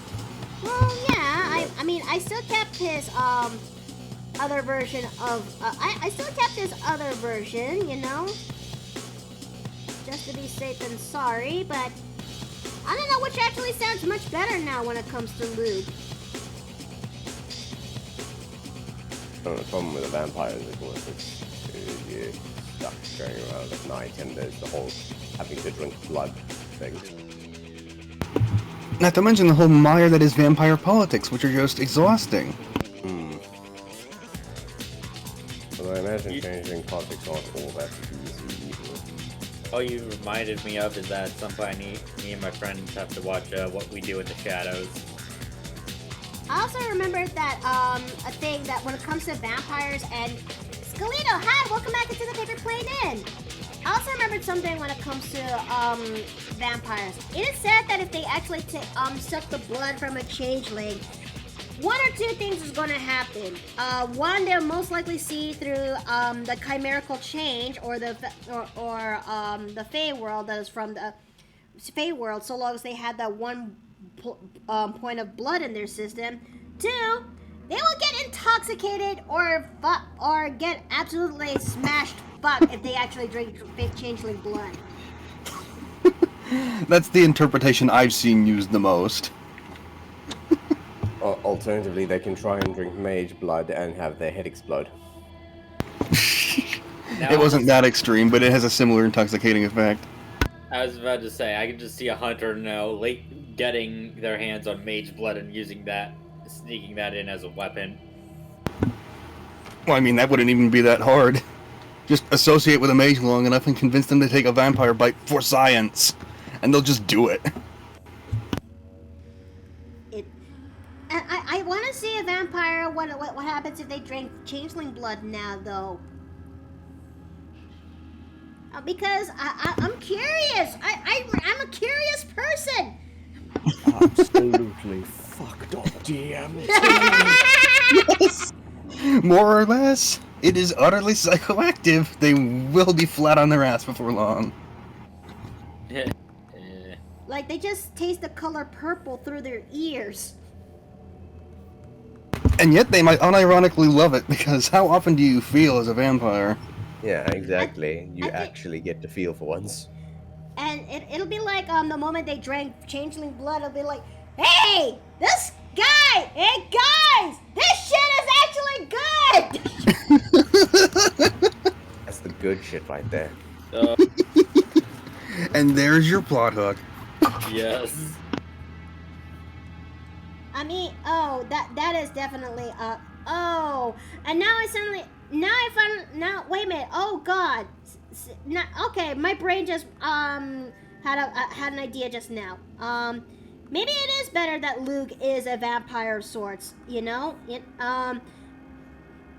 and he somehow got into Nessa's blood, and he got and the reason why he's close up to Ness at that time is that she almost got killed, and he almost got killed. The only way he could actually get some strength back is to get some level of blood. She offers blood, but that blood is actually changeling blood, which actually gave him the most interesting effects, but it gave him the push to actually kick ass, and, well, question mark / profit. Yep. Yep, that's all I could think of. But okay, yeah, I could definitely see that. I could definitely see that. When the vampire becomes drunk, It's either they become drunk on their ass or high as balls. Because I'm putting my money on the table right now that changeling blood is like the ambrosia of blood for vampires. Ambrosia and I say it's PCP. yeah. So I finally found what I was looking for. Mm-hmm. It's under Mage Paradigms in Mage the Ascension.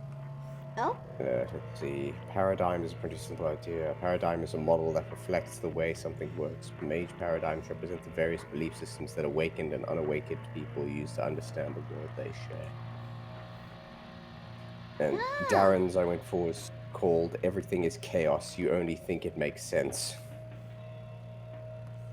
The core of existential philosophy, this paradigm insists that creation is indifferent and possibly meaningless until and unless we can choose to impose meaning on our small part of it.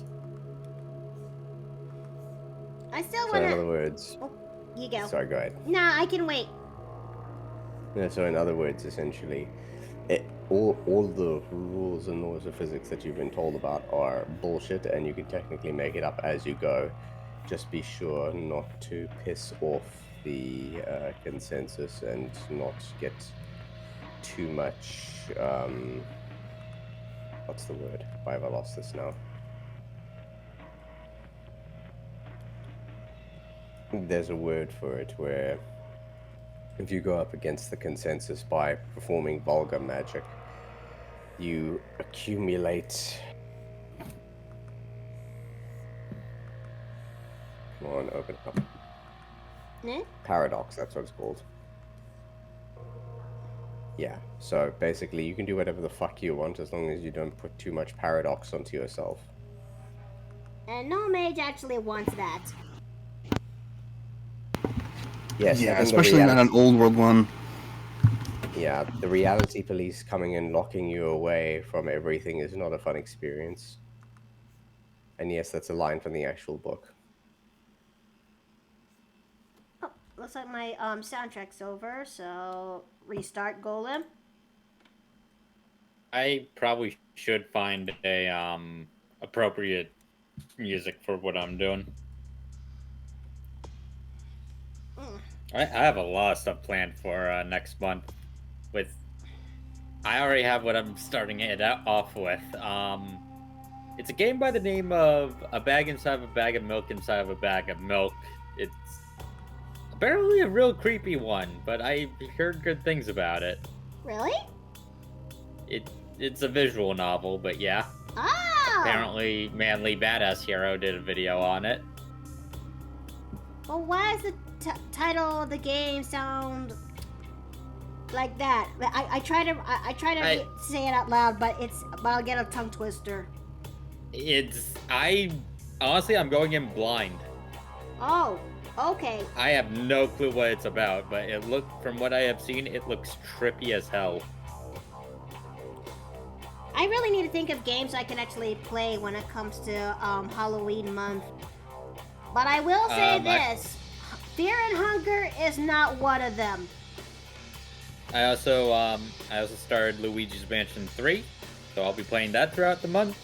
Hey! And I'm trying to get people together to play Monster Camp with. Right now it's just me and my friend Blair. I just need to try to find people who are interested in playing. Because right now it's just me and my friend Blair. Alright. The only thing I can think about is singing "This is Halloween." Everybody clapping cheeks. Alright, let's fix up the ink before we actually go and take a little bit of a break, and then we'll go straight to doing some colors for Daphne. I still need to figure out what abilities Daphne is going to have, but I know for sure it's either something that's fire-based or something that's nature-based. That's something that's ideal for her. Oh, I have just nothing to point to for that latter one. Well? Technically, I had the first one too, but you'd have to invest a little bit in summer for that. Wait, there's a summer court? Yes! Oh, funny that you kind of mention that.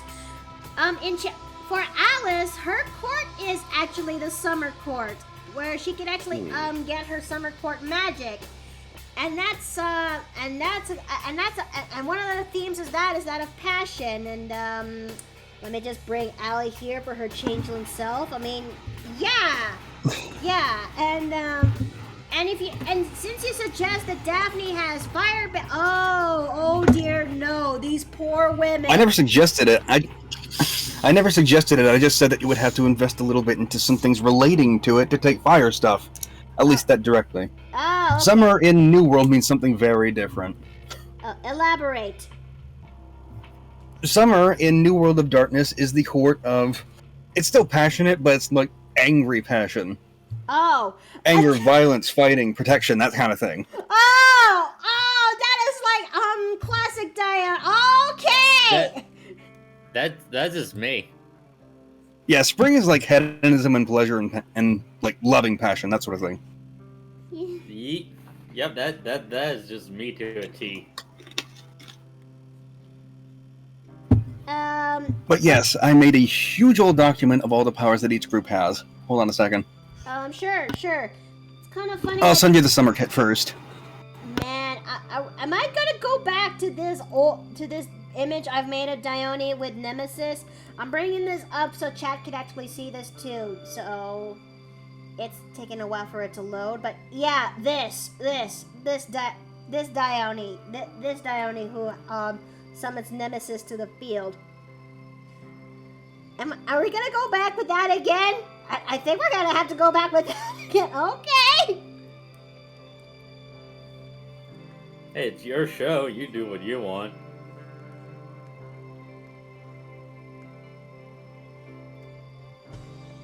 Imagine becoming a vampire, becoming drunk or high and drinking changeling blood. That would be major trouble. Yeah, I mean, because in some settings, it is widely believed that changelings and vampires would have a trouble in trying to get along. I mean, sure, you could still make the possibilities, story writing possibilities that they could get along, like with the red caps and sluags that for the vampires, but everyone else, it's a bit of a crapshoot, not gonna lie. Because not all vampires and changelings are gonna be okay with it. Some changelings cannot tolerate vampires because of the high banality that they have, which puts them into a risk if the more they stay with them. I said and Mikoto, and oh my bad. But I still want to have my vampire changeling romance, okay? Fucking sue me. I'm a romantic at heart.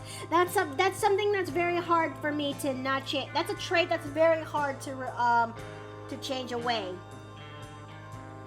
I like schmaltz. I really like romance and shipping.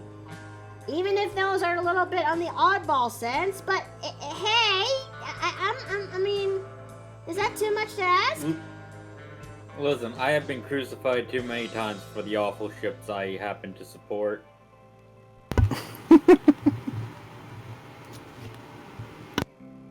I mean, we all have our fair share of making questionable ships, but they just happen to just work for us, you know?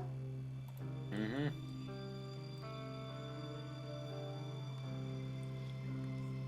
And that also includes, well, when it comes to tabletop RPGs as well.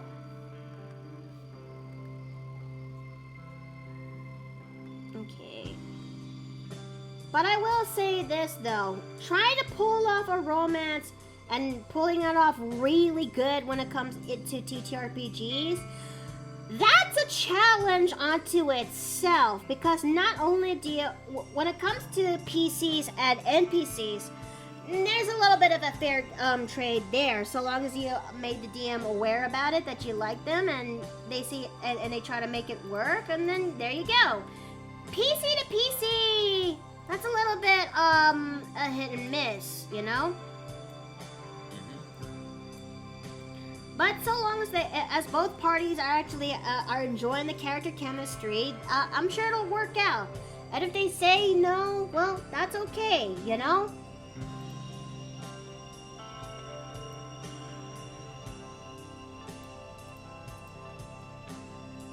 But I really am hankering for some TTRPG romance again. I'm just bone dry thirsty for some sparks going in there, you know?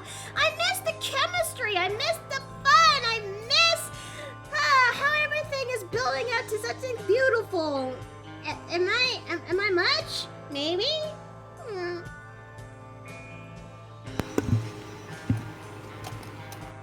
I mean, And I dug up all the fire-related stuff that I could find. and it's through that, and I wouldn't, and I actually am thankful that when it comes to the World of Darkness game that I'm a part of, I see two ships that are actually happening at the same time, and they're both characters that I've made, and the significant others are, well, Dave's and Steve's characters, respectively. And I just wish that I could actually see more of it, but, well, a lot of things went down, and I'm partly at fault with that. But I wouldn't mind actually seeing these two I wouldn't mind seeing these two couples romance history hit off again. I really don't. Mm-hmm. You okay there, Dave? Well, I'm Oh wait, pulling that's through in the sickness bit. I forgot you're sick. That's a bad question to ask. Yeah. But that aside, I am looking forward to the day that we can play those two again. Me too. Me too. Especially with the new context and fix-arounds when it comes to Alice and Darren, and especially Daphne and Dante, because these are two different women, two different changelings, but I wouldn't mind going through that again. But it would be actually pretty fucking funny that a mage and a changeling went into a mage and a hunter went into a bar to discuss their, well, waifu troubles, if you will.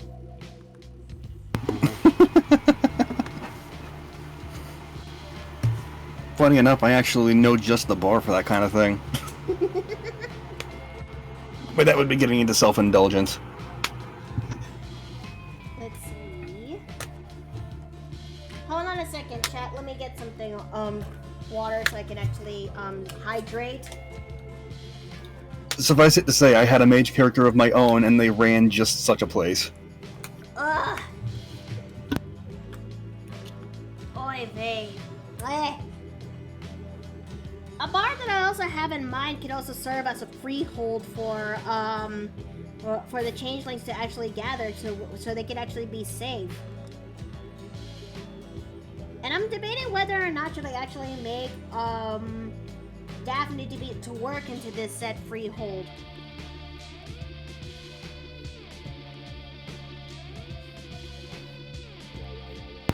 God, you got me wanting to blather now. Oh? Yeah, you got me wanting to talk more about this thing that I brought up. But I also don't want to take away. Back with dude, but got D&D in 10 minutes, so I'm gonna leave myself with this. Is it a pillow? If it is, then... hold on. Let me just go into my desk, write down all my details for what I'm gonna say, and please do not give the house gremlin... Okay. I'm done writing, so lay it on me. I'm prepared for this time around.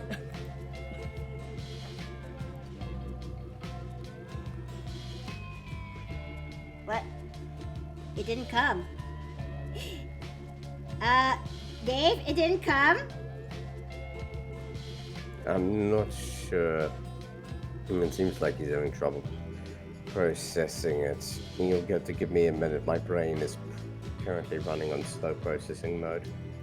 Oh, Just dear. take your time. Oh, thanks for the save and later check, Gonzo. Do take advantage of that. Okay. I'm I'm gonna be definitely putting some old laces back into her dress. I think I'm gonna go take a I'm gonna go hit the old dusty trail.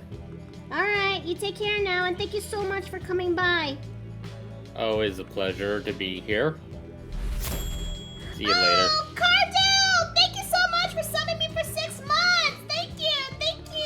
Yo, 6 months, let's go! And with that, I'm going into a tunnel. And I'm getting here before the fireworks go off. Since I didn't want to run my mouth, I just went ahead and posted it in chat.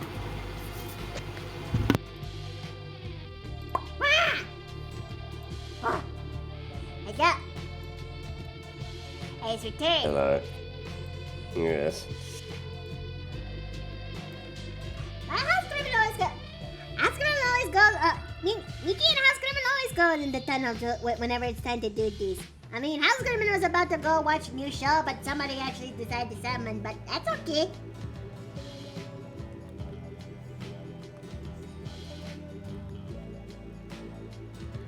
Although House Criminal kind of wonders something. Do tell.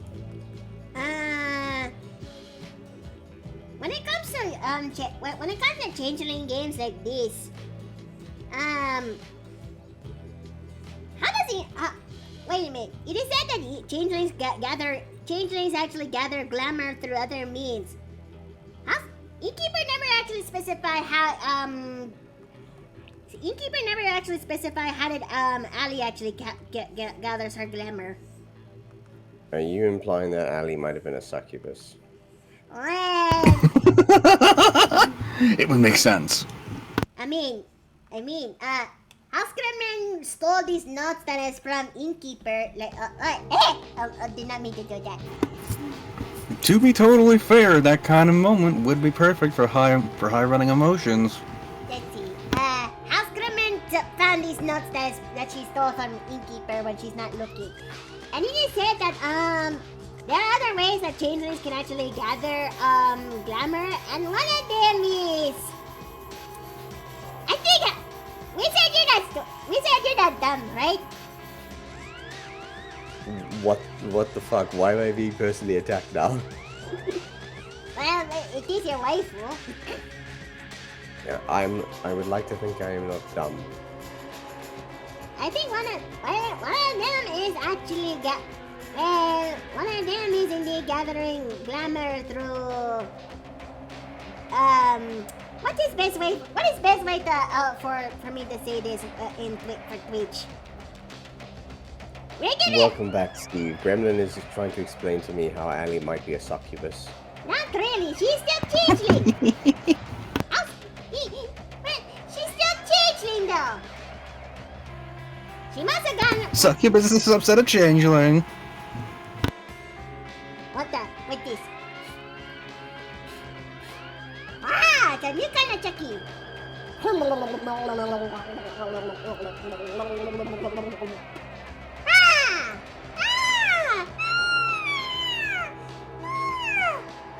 And bonk. Wait a minute.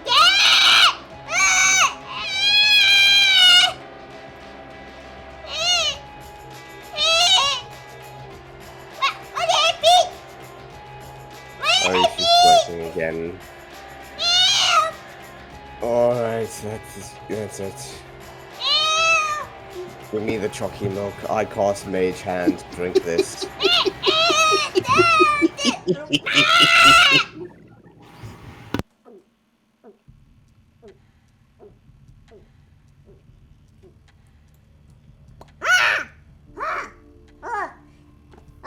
Hey, Speck. Mage hand. Much more useful than it initially appears. I mean, Innkeeper does have a ring of mage hand for other purposes. Other purposes? Well, for house cleaning, yeah, because sometimes it gets messy in the kitchen. What else do you think I was talking about? You can get very creative with your hands if you can just widen your imagination and or other parts of your body.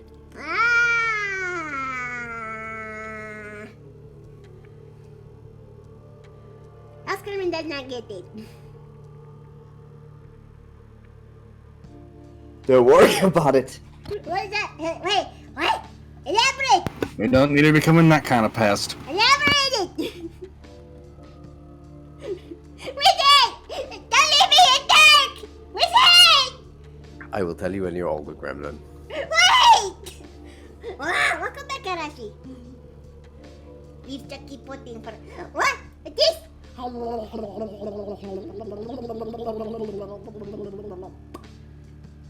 Chucky pudding.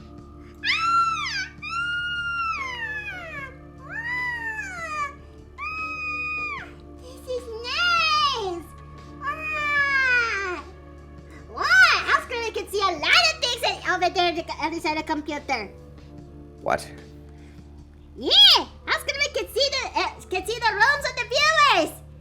Some are clean, some are messy, and some of them also have a smell. How can you Okay. smell through the TV?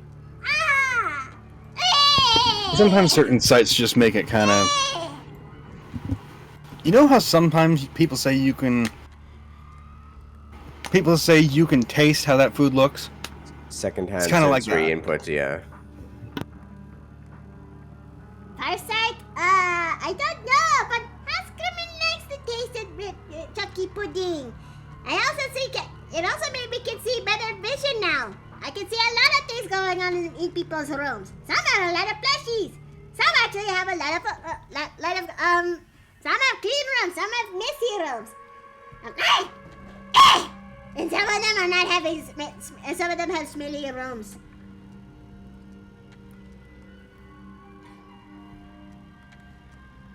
Why are you all running and hiding? Chit-chat! Wait! Why are you all running and hiding?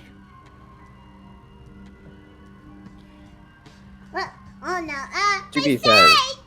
It's gone! I can't see! Relax, your eyes should adjust back to normal in a moment. No!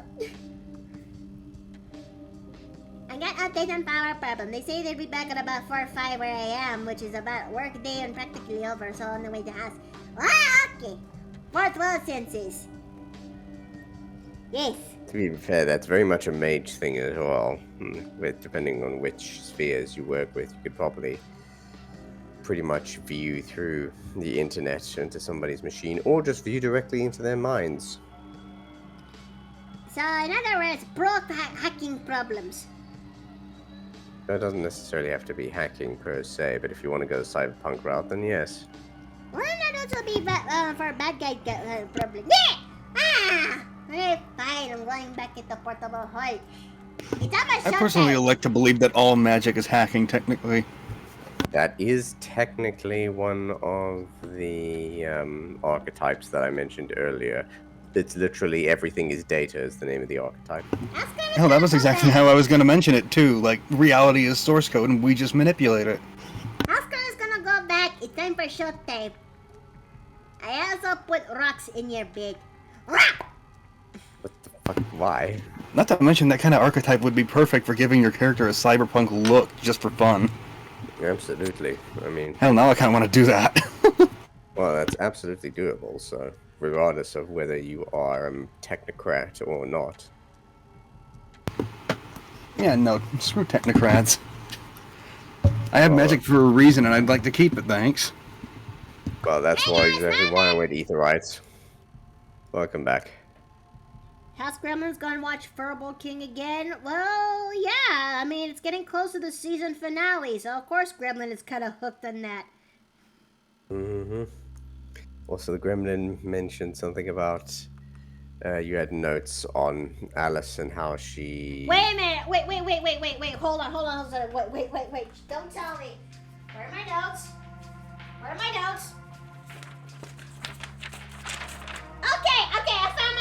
Okay, I found my notes. Okay, I almost had a panic attack there. Okay, so, yeah, I was doing some level of research when it comes to Allie. Well, when it comes to changelings for Allie. Because there's this thing when it comes to changelings that they have to gather glamour in order to actually get themselves the power and make them stay alive a little bit longer. Mm-hmm. And I'm still trying to wrap my head around that as well. But I did a little bit of some research. Wait, Gremlin left rocks in people's beds. What? Ah, dang, that's gonna be a lot of cleaning, and it's almost fine. I'll do that. It's just rocks. How bad could they possibly be? Let's see. Oh yeah. Back to So I'm trying to do some level of research on how Alice would try to gather her glamour, you know, because changelings have that kind of thing. And I'm still, and this one is a debate, and it's also a callback to how she's originally made. But aside from actually having inspiring passion when it comes to the fashion industry or something like that, one of them is and this is an 18+ stream through The Fate method. yeah, well, yeah. So the goblin method. Goblin these nuts.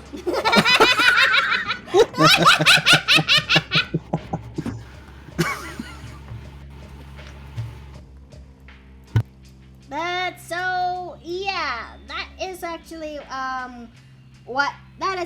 one of Alice's methods and how she actually gathers her glamour, you know? Mm-hmm. And it is said that people who experience that from changelings either feel a sense of relief or they're actually fucking drained after after changelings actually had gathered their glamour. Don't know where Darren lands in though. Too vigorous, absolutely white.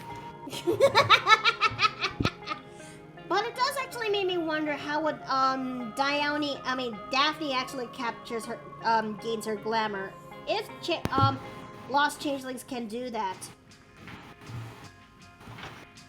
Man, it's a little more complicated for lost changelings. Huh? They can just gather glamour through emotions passively, just by actively deciding to do that. The higher the emotions are running, the more they can gather, which means it is still a valid method. She just has to actually focus on doing it for that reason. So, how would that actually work in Daphne's... how would that actually work when it comes to Daphne, though? Like, would she... Funny, it just works. It just happens. Wait, it actually works, or Tom It actually works. It just works. It actually works. Like, actually, as long as you are doing it with the intent to gather glamour, you can gather glamour from any high emotion. Remember, If that happens to be loving passion, then there you go. What does that make with her as working as a barmaid, though? You can get it from just about anyone whose emotions are high running, so if someone happens to be having a bar fit, you can get it from that too. Might not taste that good, but you can get it from that too. As Bethesda says, it just works. As a certain translation for Part 5 of JoJo's Bizarre Adventure would say, it just works. No. Here, you're missing the comma. It just works. As in, just barely works. I still remember the old days back in JoJo's Bizarre Adventure Part 4 that there is this one person spurging the fuck out about how does King Crimson work. And the one comment part just... 4? Don't you mean part 5? I mean part 5, my bad. That the comment that goes well with it is the line, it just works. And it just became an iconic line ever since for the JoJo's Bizarre Adventure fandom. To be fair, that pretty much applies to literally any fantasy power play shonen anime, whether it be Naruto, Dragon Ball especially, to be fair, because we've literally gone from toughest warrior on planet Earth to toughest warrior in the universe to trying to be the toughest warrior in the multiverse. This is true. Not to mention your strength now seems to be determined by your hair shade. Remember when Super Saiyan lines is pretty much good just the way they are? Me neither. No. Peak Super Saiyan was at the climax of the Frieza saga. And I'm sorry, nobody can tell me any different, but the prophecy being fulfilled, that was peak Super Saiyan. You could also make an argument that the original interpretation of Goku at Super Saiyan 3, where he's super serious and using an exorbitant amount of energy just to fight in that form, also had its place. But anything after and to some extent between that just really didn't feel the same. Yeah, this is kind of true. I still like how Team 4 Star kind of did that part when it comes to Super Saiyan 3. Like King Kai just said, "Oh sure, Goku, use what's left of your time on Earth, whipping out your dick." That did actually happen when it comes. I still can't believe that Mark actually got the help of Team 4 Star for his review on the Boo Saga, and you know what? I loved it. We will never get a proper Boo arc from Team 4 Star, but for Mark to actually pull this, manage to get the help from there, it's the closest thing we got, and you know what? I'm willing to take it. Let's also not forget that Super basically completely ignored, or just ignores the fact currently that Oob is supposed to come into the Dragon Ball universe at the end of Z. Yeah, what happened to Oob?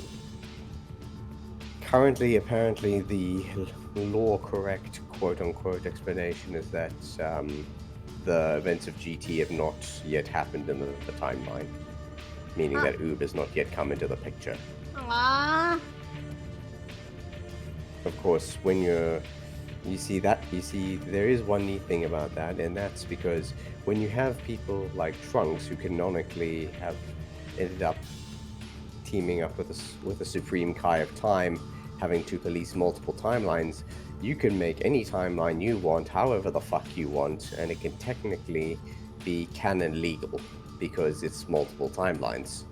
Huh. So, in other words, there's a possibility that Super Saiyan 4 is actually canon. It is considered canon as far as I'm aware. I like Super Saiyan 4. I was never a fan of it personally. No?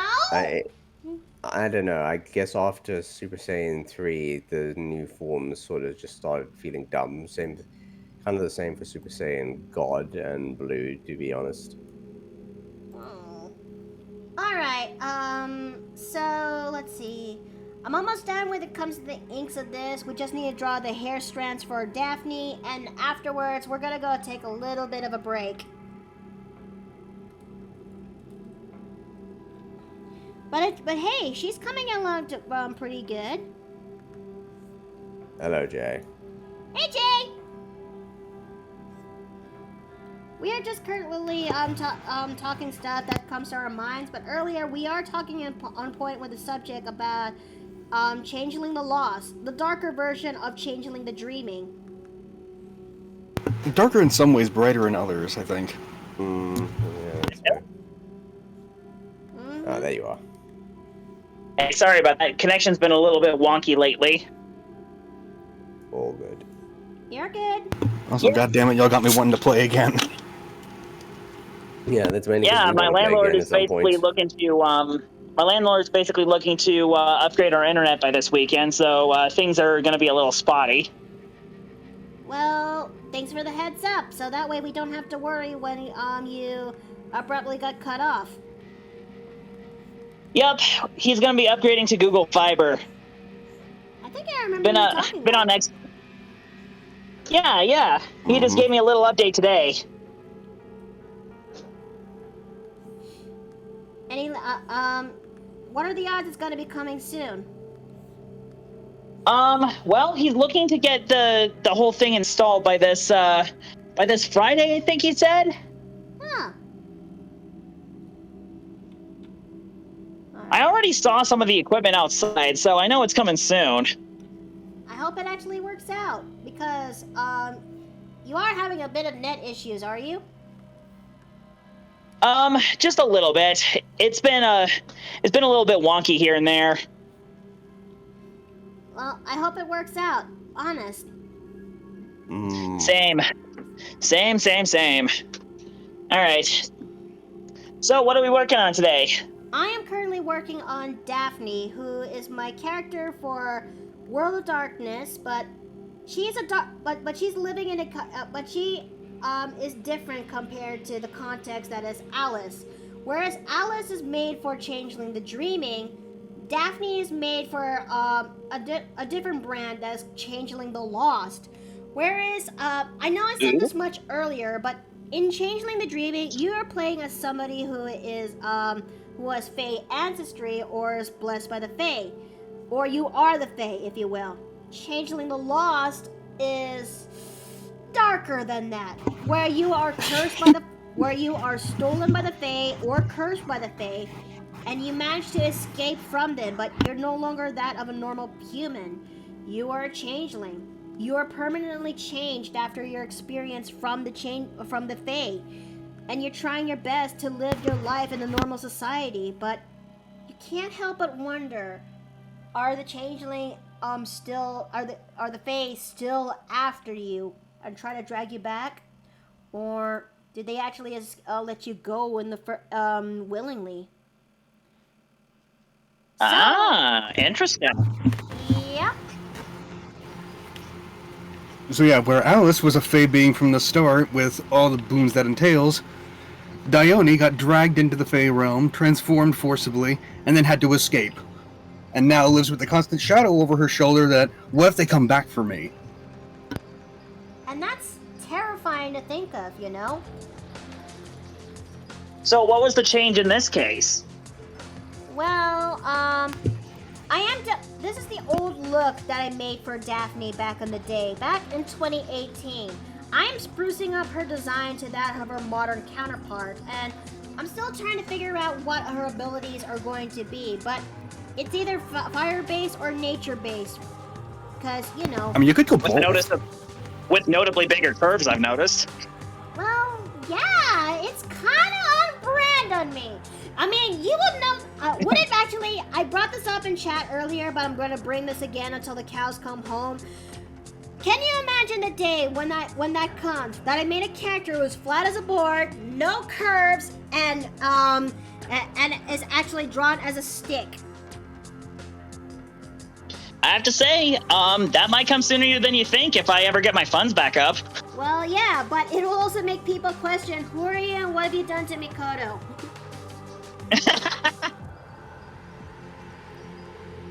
Because I've never done that before, but the moment that day actually comes and it looks pretty good, people are going to wonder, hey, Steve, is Mikoto okay? Or did she got kidnapped?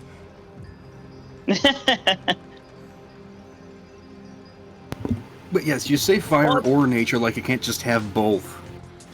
Well, I mean,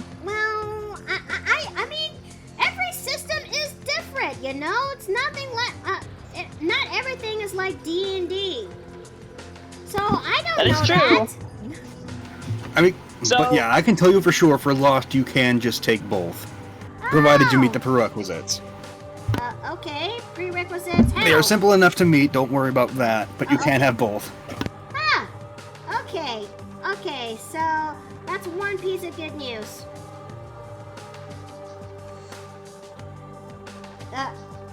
Mikoto's women / Harem, they can't be... Oh, hey, I also have my men in there too. I'm a bisexual woman. So that means that day when it comes, it's a little bit more diverse, if you will. Okay. Let's see. Let's go ahead and actually do something for Daphne, and that's to draw the lace that is on Daphne's clothes before we gore. We're gonna draw the lace, and then it's off to doing so, and it's off to taking a break. We go, and then we'll do the colors after we come back.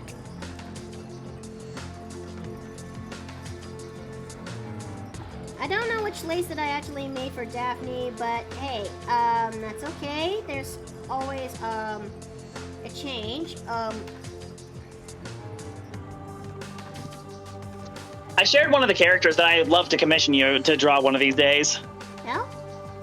Hold Yeah, on a it's in the it's in the voice chat. Okay. I also doodled Button without his turban. Oh God. I'm not sure if I'm prepared to actually see such a change. Well, you'll see why he was wearing the turban in the first place. I don't know if I'm prepared for that.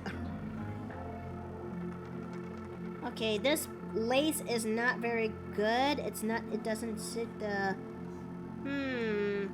I think this will do.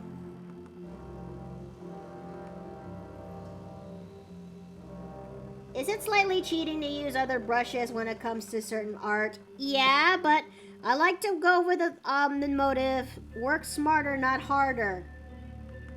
Absolutely. There are certain things you can do harder, but it shouldn't involve work. It just has to make sure it matches well to, oh. Okay, I think... Okay, am I back? Oh. What, we heard you back. Everything okay there? Yeah, I'm okay. I just had to disconnect for a second so I could get into my earbuds. I love using the cloud brush. Yep. At least Kugawatan agrees with me when it comes to that. Okay, so... Hey, lots of different brushes are handy for different reasons. And that's one of the things that makes art so awesome.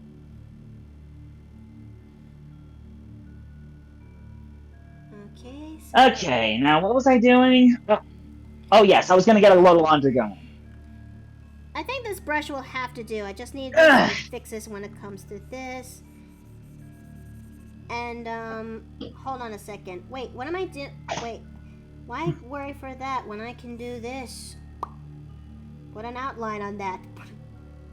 Crank that soldier boy. Work smarter, not harder.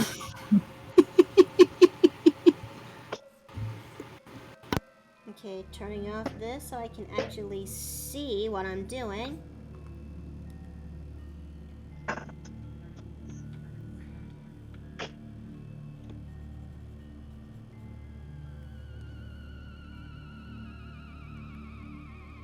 Barely. Well, that's okay, you know? Oh yeah, you know, I can't help but wonder. I wonder if it's possible I wonder if I could actually try my best to get, Vampire the Masquerade Bloodlines to finally work for streaming purposes, because I've always wanted to give that game a try ever since, I saw an old YouTuber back in the day used to do a playthrough of it, and I actually liked it. And part of me wants to give it a play, but Your PC should probably be able to handle it. The biggest pain in the ass is probably going to be finding all the modern software compatibility nonsense. This is also Yes, that big rigmarole. Mm-hmm. Well, other than that, it's just that Vampire the Masquerade is an old... Well, Vampire the Masquerade Bloodlines is an old game. Like... Mm-hmm. And we're gonna require certain amounts of mods to actually help make it run with the configurations that it has to that day. Pretty much exactly what I was talking about. Okay. But I am willing to risk it for a biscuit. I like to live life on the edge. I'm a pretty cool dude, and that's just a fact. Okay. Let's try to... Also, I put the instructions on how to get both contract groups onto TV chat.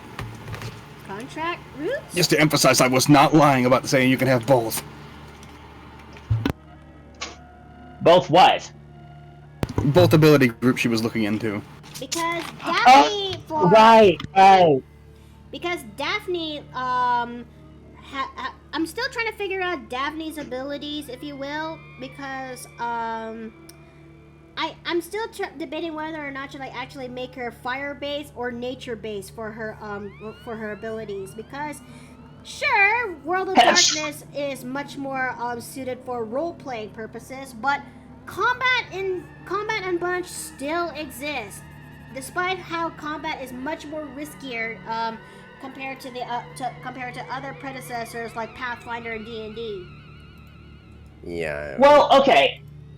I think there's a way to solve this. So, how many characters do you find being like a fire element? Like, how many of those do you have? Let's see. Dione kind of counts as one. So, what's your case here? My case here is if you have one of more or the other, then just go with the one that you have fewer of. For the sake of variety. I think I'll give it a try and. Does that make any sense? I think so. Uh-oh. What is it?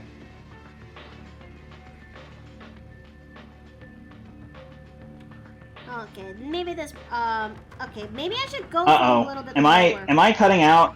I can hear you. No, you're coming in loud and clear. It's just that I'm having a hard time trying to comprehend it.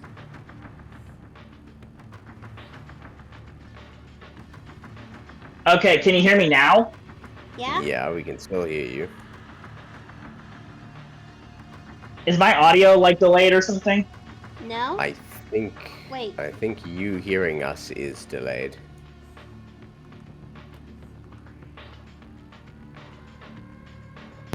Oh, well, yeah, 2E changed a whole lot of things a whole lot. Okay, I think my internet is going. Oh, fuck. Yeah. Sounds like... I think it looks much better when the lace is pointed downwards like that instead of upwards.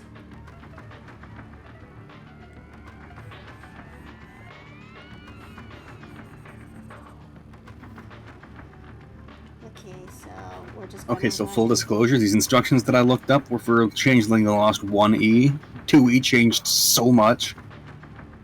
Wait, what? I would have to do a deep dive to actually figure out what your set would be in the 2E version. I'm sorry, there's a 2E? I remember It's been there for a bit. I remember there was a Werewolf and Changeling spin-off as well. Wait, that's a thing? Yes. Vampire, Werewolf, and Mage have had 2Es for a while now, and Changeling released theirs last year. Huh. Yeah, so I think Mage the Awakening is 2E for Mage, right? Yes, that's the one I use. Okay, so I think this looks pretty good for Daphne's color scheme for Daphne's lace. It definitely looks the part. It does. Okay. Let's see. We are streaming for 2 hours and 26 minutes now. Should we actually go for a little break before we actually continue more for colors? I think we should actually go for a little break and actually go for colors. Alright, so let's go have ourselves a 10-minute break. We'll go use the bathroom. We'll actually get some water, get something to snack on. We'll be back shortly in about 10 minutes. I'll see you guys very soon. See you in a bit.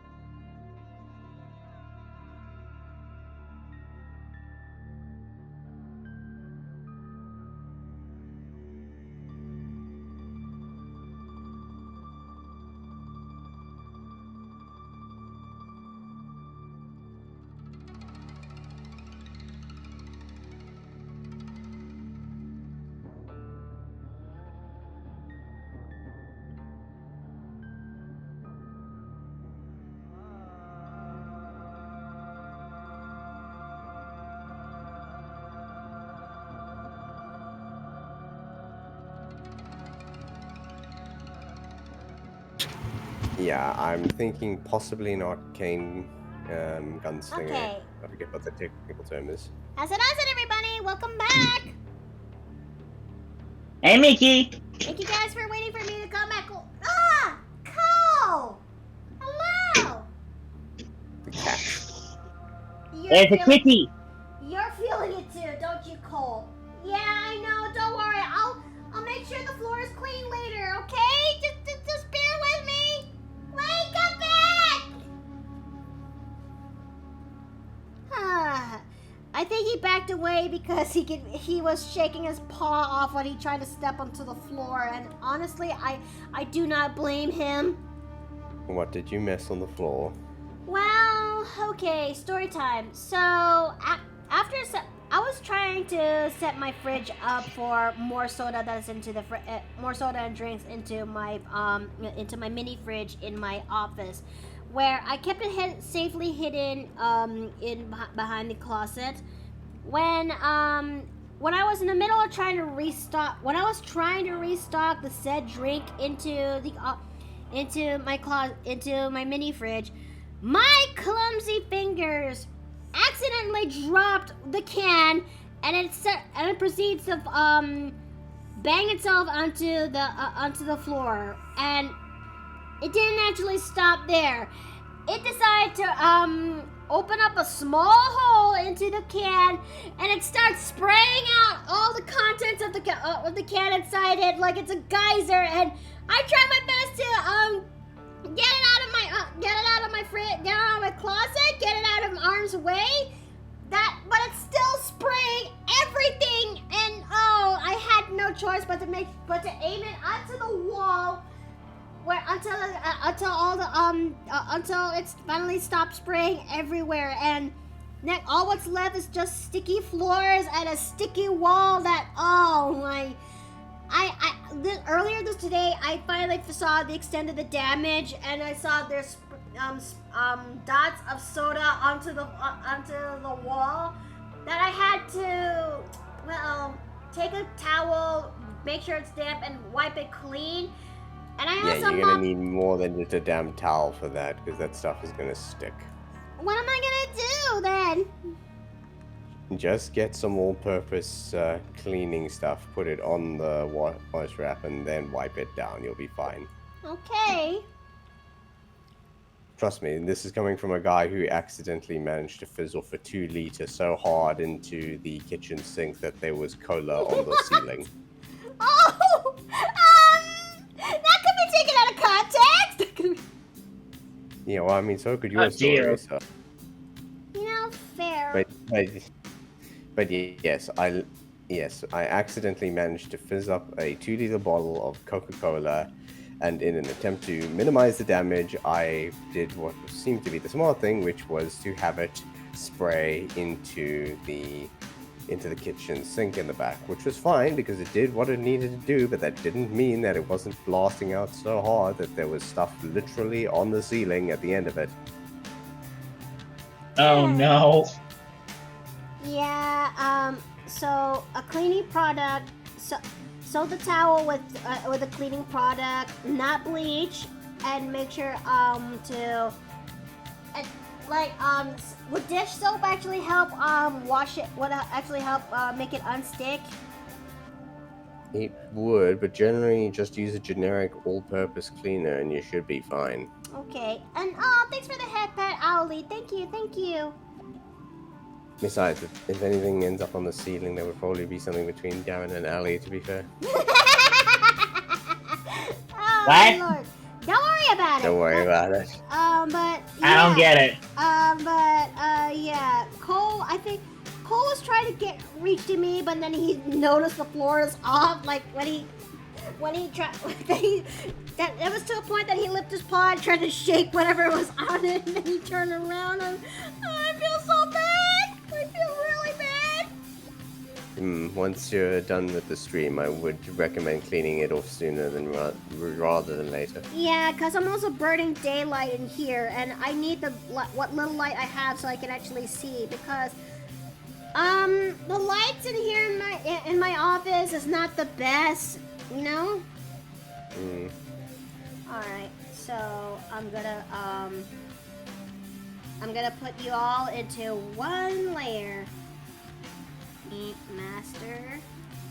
Okay. Now let's go ahead and actually start coloring Daphne.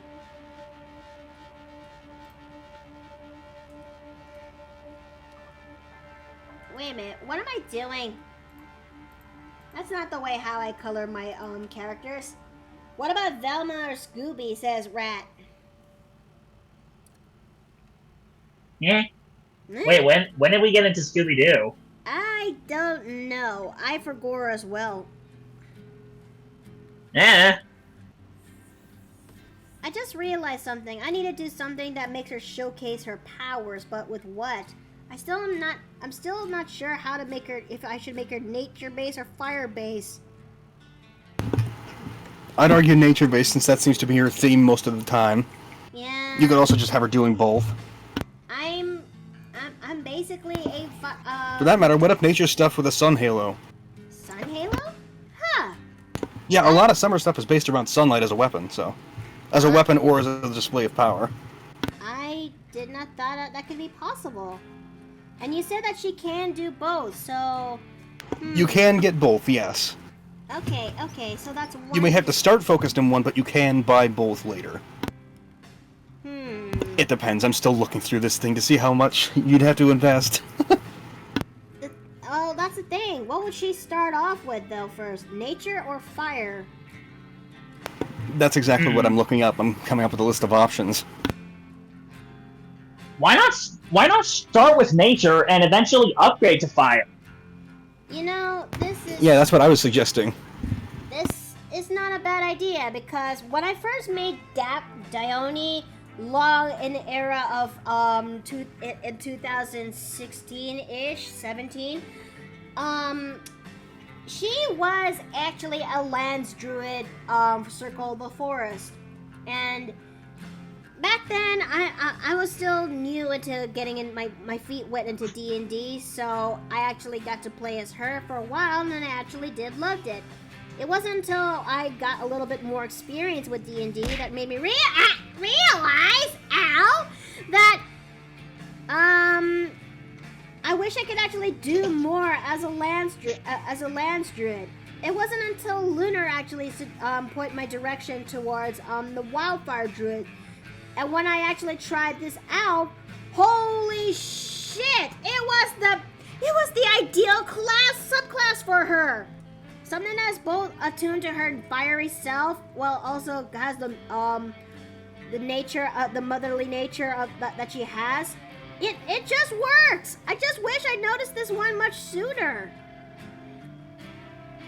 So, actually, speaking of subclasses, I've been thinking on whether or not I should give Button a subclass at some point. I'm just not sure which would complement him best. Like, are you considering multi-classing later down the line? Yeah, just later down the line, just to give him a proper upgrade. I'm just not sure what would best complement his ability. Right now he's just been a pretty good long-range spellcaster, and he's got a couple of daggers that I've never seen any use, and he used a boomerang like once. So I kind of want to be able to round out his abilities. Well, if that day were to actually come, try to ask yourself what subclass, what other multi-class would suit well for Button as a character and as well as a class. Cause it took a while for me to figure out what would actually be ideal for Violette, because she's a bard, yeah, but I also want more versatility when it comes to support, because I don't want y'all to die on my watch. And so I actually looked into cleric subclasses, and Dom actually introduced me to the beauty subclass, which is for a cleric, even though it's homebrew, but it is written by somebody who worked for Wizards of the Coast. And it wasn't and with a couple of tweaks later, we actually managed to make that subclass work for Violette. And you know what? It kind of fits well for her character and character arc. And Raven and KJ, okay. Hi, welcome back. So let's see. Let's go ahead and actually make Daphne's iconic gray eyes, steel blue eyes. I don't know what's I don't know. I don't know which one actually fits well. How do they look steel blue eyes or are they just gray eyes?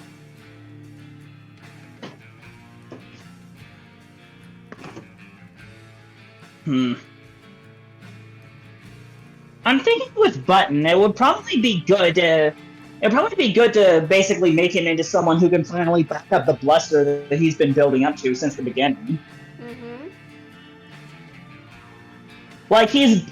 Obviously he's someone who isn't all talk right now. Like, he's been able to back up some of his talking, but he still sets himself up for failure a lot of the time. So I'm trying to think what would be the best way to complement that. Do you still want to be there's always Sorcerer. Oh, that's a thought. Finding some magic of his own would be a good way to develop his character. Why not go with just harnessing some of that actual inner strength that he's building. I like the sound of that. I'll look into it. I mean, Sorcerer locks are a thing. Mm-hmm. Yeah.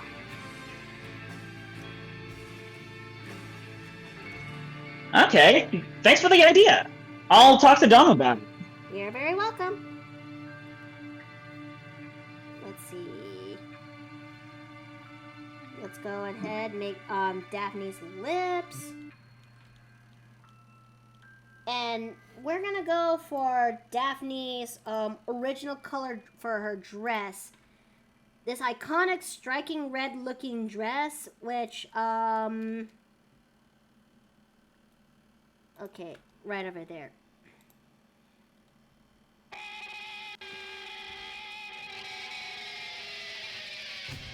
But yeah, maybe I should actually give, Hunter the, not Hunter, Vampire the Masquerade Bloodlines a try.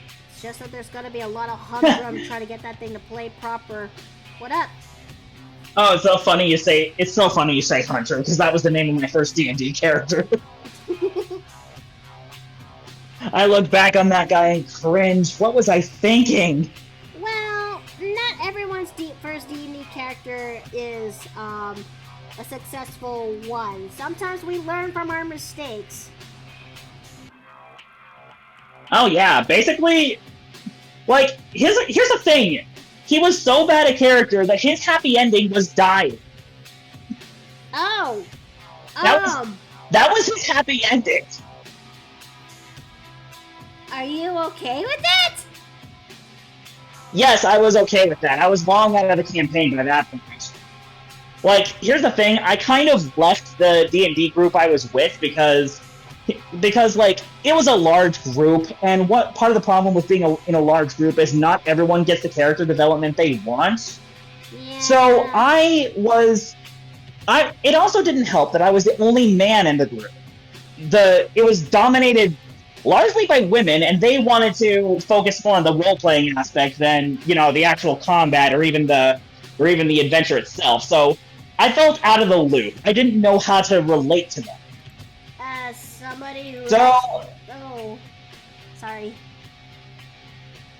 Yeah, so it basically just got to a point where I ended up having a big fight with one of the other players, and I just decided to leave and not come back. So it basically left my character's story unresolved, and the DM, bless his heart, he actually gave him a happy ending by having the party encounter him in Shadowfell as a spirit. Wait, really? Yeah, he basically left the group, ended up trying to fight this one random queen, got caught and executed, and the demon that was living within him burst from his corpse, thus basically killing everyone in the vicinity, and he finally got the rest that he was looking for. Oh, my condolences? I couldn't think of a better ending for him. If I had to do his character again, I would have just I would have just made it so that he was a lunatic, that he was basically crazy from having surviving one traumatic event and just believed he was invincible from it. Oh. Yeah, honestly, it came from a source of trying to make the guy more important than he actually was to the plot. So yeah, lots of bad story writing decisions on both mine and the group's part. Well, I'm glad that you managed to get something better and learn from this. Yeah, honestly, I did learn from it. I learned to not try to take my character so seriously and just have fun with the whole thing. What the heck in Ouchies. What the heck in Christ I walked into? Oh, storytelling, Fang Spectre. Storytelling. Ow! Oh yeah, I was just telling about my first D&D character. It's not that important.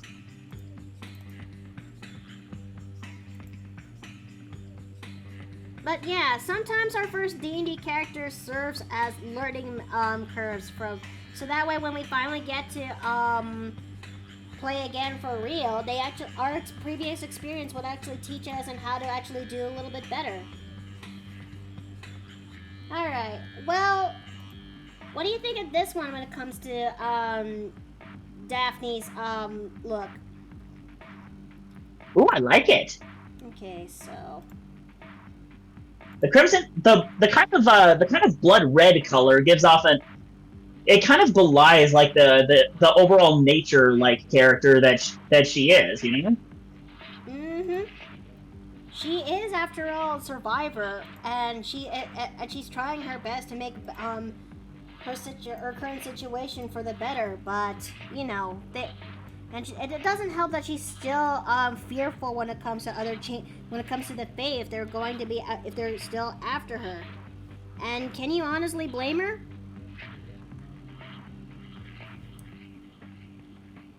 Honestly, I don't blame her one bit. Also, Alley Duster, they're not actually... The pillows are just, like... They're feather pillows, but, like, they're special feather pillows. Mm-hmm. So,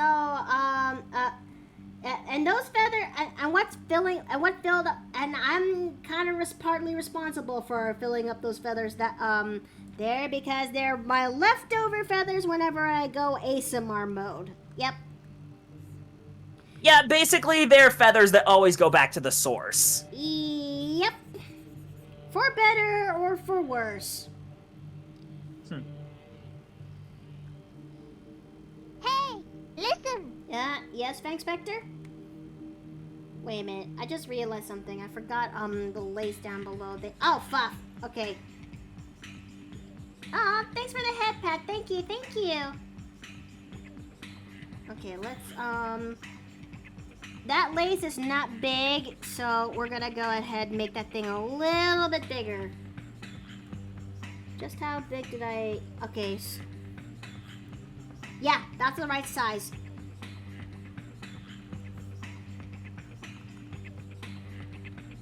Oh, while we were on the topic of D&D characters, did you ever see that sketch of Button that I sent in? I haven't. I've been busy. Can't say I blame you. Okay,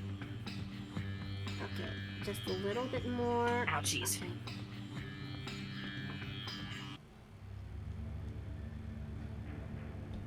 But I think I should have... But, wait a minute. Maybe it's just me, but...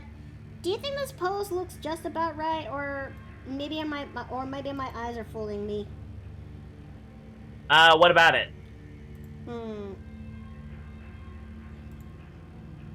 Doesn't really show much in the curves right over there, but maybe it's just maybe it's just me.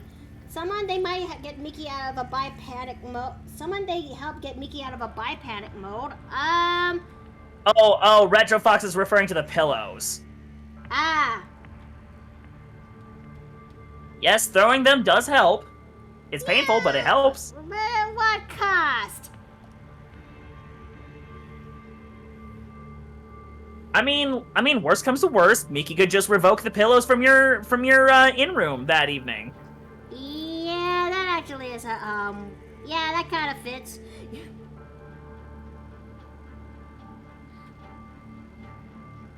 Sorry, gotta bounce. Take care. All right, Wolfie Star, thank you for coming by.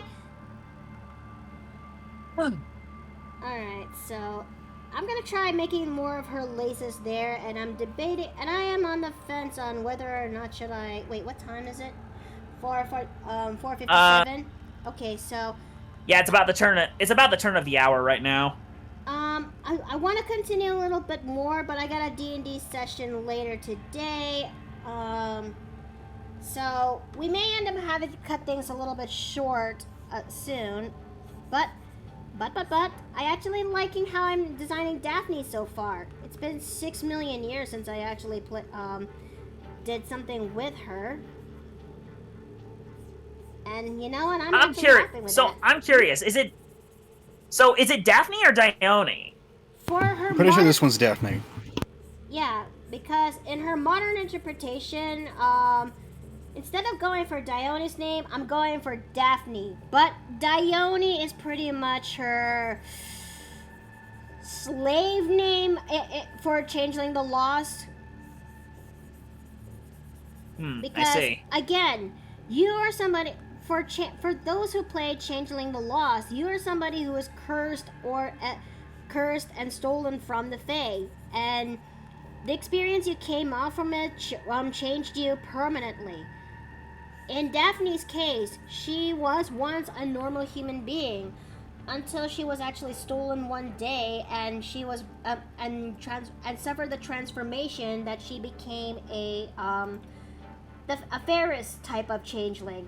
One where their beauty is actually transformed, one where her beauty is physically enhanced, but they're mostly used for concubines and sex slaves when it comes for the Fae.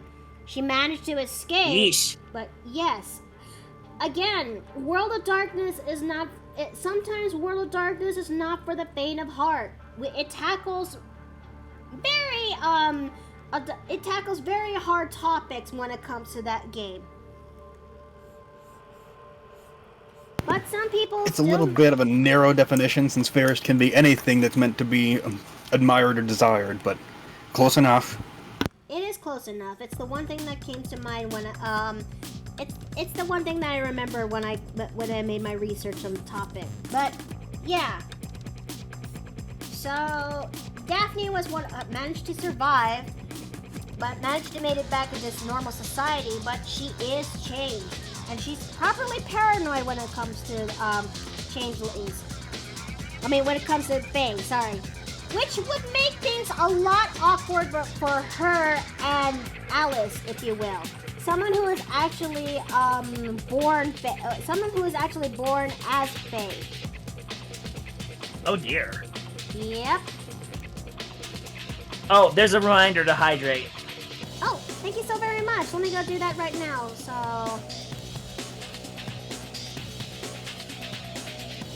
Okay, so let's see. Hey, Mikado, I kind of have a D&D character even though I've never played it. He's over a Khajiit from Skyrim, but he's traveling a warrior to redeem himself from the falsely being accused from what his brothers did. What are your thoughts? It's not a bad idea. Khajiit is kind of like one of those, what are the Khajiit again? Catfolk.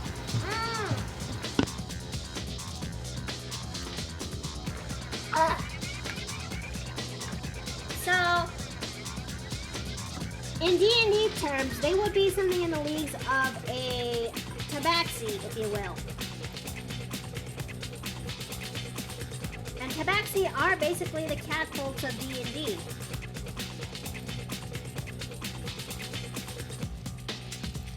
Let's see.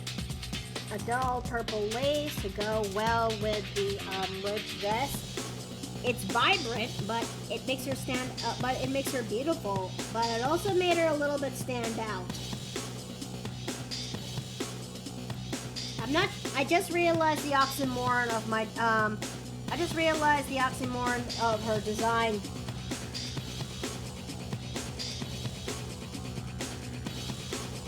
Should I actually change the vibrancy of her red dress to something different? Or maybe I should just keep it.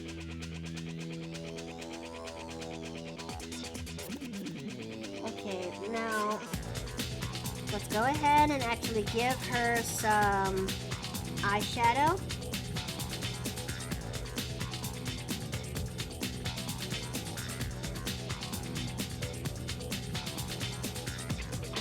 Because I think that will be one change that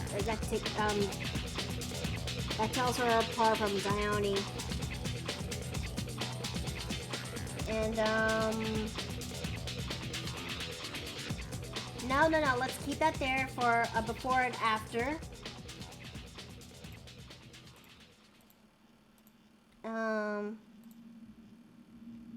Hold on a second.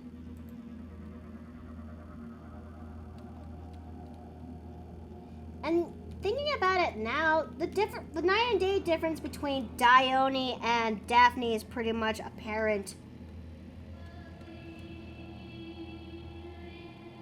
Oh.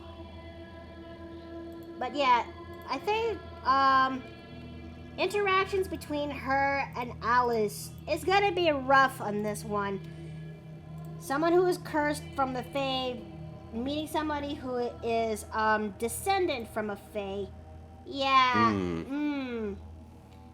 Now I'm just wondering how she would fit with Peter, whose family basically made a pact with the Fae that spanned generations, and he's got a fairy companion. Oh boy. Well, I mean, not all Fae are evil, for lack of a better term. No, I'm not saying that. I'm just asking how she'd feel about it. Yeah, I'm just clearing up a potential misconception on Makoto's end, because it's not like all the Fae went completely, I want to enslave a human level mad. Well, although funny enough, that's kind of how that pact in Peter's history started. It's a funny story. I kind of want to share it later.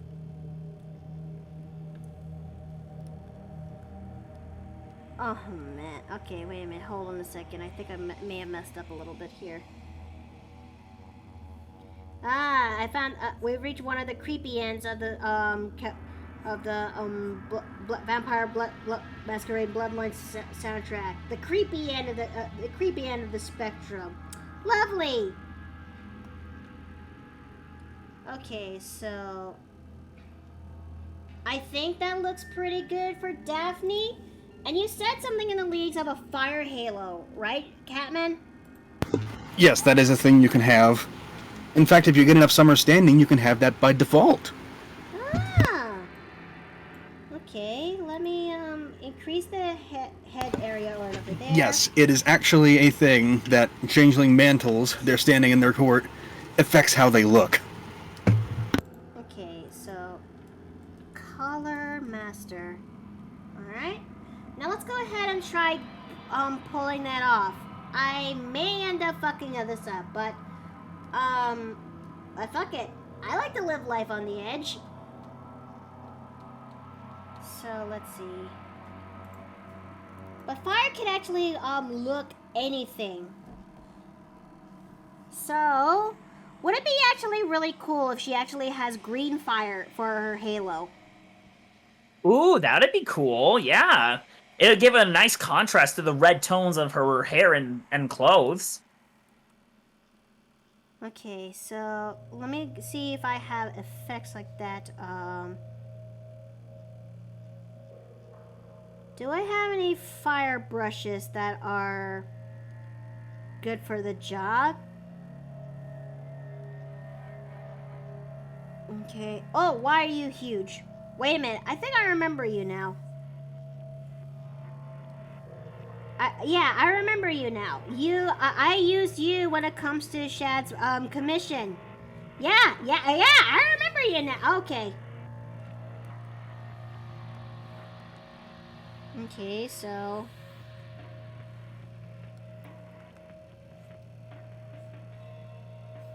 let's see. A halo of flames. We're gonna use this halo of flames to actually tell us from our effects.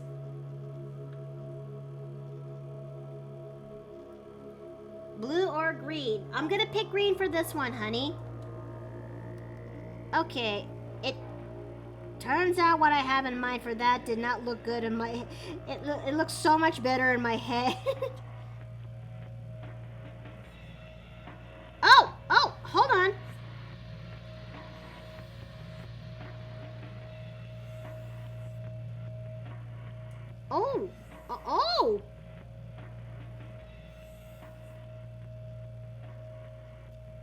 What do we got? What do we got? What do we got? I think I got something. Ooh. It'll be fixed up with the power of a glow. It'll be fixed up with the power of layer effects. So, okay, so let's go ahead and here's what I'm gonna do. I'm gonna take this top part over here, like so, fixing that up, and putting that on top of the fire, which serves like this. Okay. So, what do you think of this one for Daphne's Halo Fire? I like how it looks. Okay. But that's not all. Okay? I am gonna turn you to add glow. And I'm gonna, first I'm gonna, add glow this.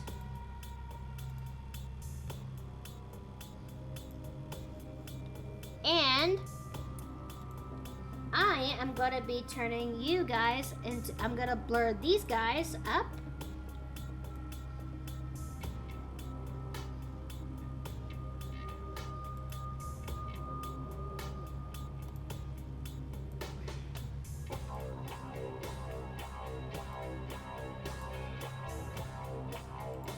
What do you think of that? Ooh, I like it. I like it a lot. Although, Although, I think I know of a better way to help you get that glowy flame effect that you're looking for. Wait. I think I have an idea. I think I may. Hold on. I may have another idea. So, outlining this. Hear me out. I have Good. I think I see what you're going with. Then we're gonna blur this again.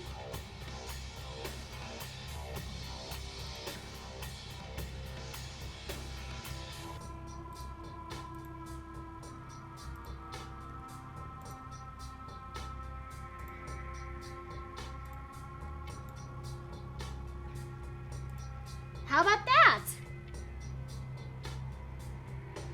Ooh, that looks really good. I was just gonna suggest like copying the layers on top of each other and then like massively blurring the one on top. Hold on a second. But that looks pretty good too. So whenever whenever Daphne is gonna go and activate her abilities, well, there you go. That actually is a way you can display the mantle, too. Oh? Yeah, you can specifically set it up so that it only shows when you want it to. So if you want it to show when you're using your stuff, there you go. Ah. And unlike mages, you can actually opt out of doing that, too, if you want to. People like me are stuck with it. Yeah, for mages, you know how you do your magic. Unless you get extremely good at it, you're stuck using your various tools and implements. 2E, New World / 2E mages do things a little bit differently, but yeah. So, I guess this looks pretty good when it comes to... Hold on a second. I realized an error on her legs. So, I guess this looks pretty good for Daphne. A strong and let me just bring up a before and after when it comes to Dione and Daphne. I mean, well, no. Here on the left, you got Daphne, who she was back in 2018, and now you got her recent design for 2023. I still am gonna put in some more touch-ups up in here, but she is such a massive difference between the one for D&D and the one for World of Darkness, isn't it? The difference between the two is night and day. you can definitely see the difference between two women. As much as I want to continue a little bit more here, chat, this is where I'm going to call it here for now. I truly appreciate that you guys came by here today, but I'm going to go and actually take a break. Well, I'm going to go call it here for now and actually go and actually get myself ready for eating and then and gaming whatnot. But until then, let's go see who we're going to go and raid today. Millie's asleep. She doesn't count. Oh! Let's see. There's Cowbell Chaos. There's Fairbanks. Jeff McBiceps on. So is Girly Wolf Pop. Then there's Scissor Runner and Red Claw.